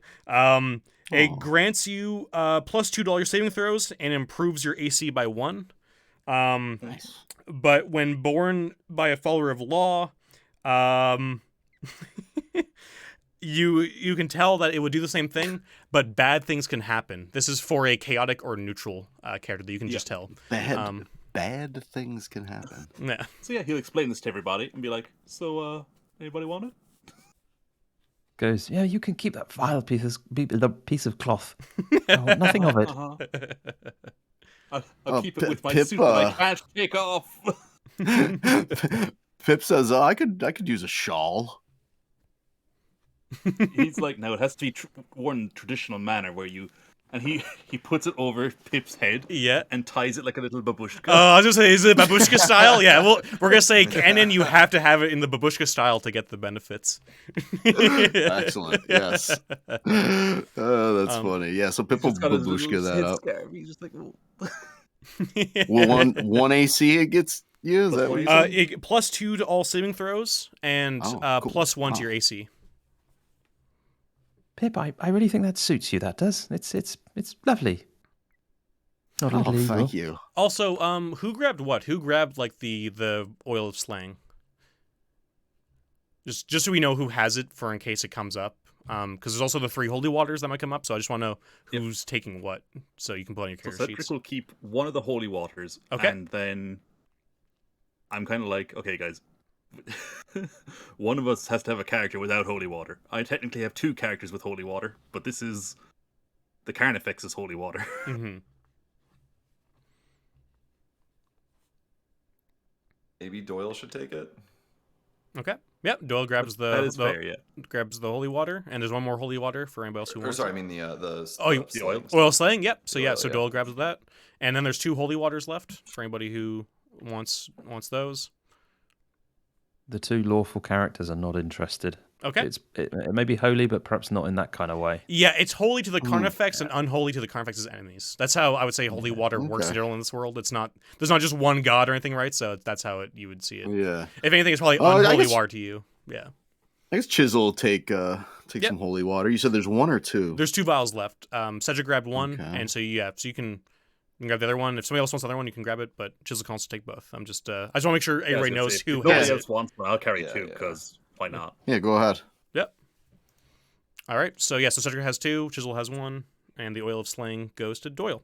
Yeah, so you guys grab your Nice, haul. nice. You guys can probably give either the box to Marge or put in one of your sacks. And honestly, I think that's actually a pretty good place to end off for today, guys, because the module is almost over, but it's this dense. Like, you guys have only gone into technically 3 rooms. 3 or 4 rooms or rooms, so, yeah. you know, and it's so dense. So I There's think a we'll lot of stuff yeah, in every room. Yeah. exactly, yeah. So It's been cool so far. I like I said, I know it's a really rough module, but I hope you guys had fun at least so far, because I know it's Oh, hell yeah. Yeah, it's been a good time. yeah. We're not dead yet. I will say it's kind of I'm funny how amazed. the beginning was so sort of slapstick, and then it just immediately went dark right after that, where it just all okay. Wait, what is it? Second room technically that all the hirelings died except for one, which is pretty good. Yeah. Technically, yes, in the second room. I will say at 4th level, once you guys get to that for this scenario, if you guys survive this one, I will allow you guys to have level 1 hirelings for anybody who wants them. It's up to you really, but we'll get to that at a later point. But also thanks to everybody for watching. Yeah, that was thanks, a everyone. that was a It's fun been time. a ton of fun. Our next session, unless there's any problems, will be on February the 13th. Cool. So come back for the second part of the Jewels of the Carnifex on February 13th. And yeah, awesome. And thanks to all you guys. Awesome. All right. Yeah, thanks, Alex. Goodbye to everybody in the chat.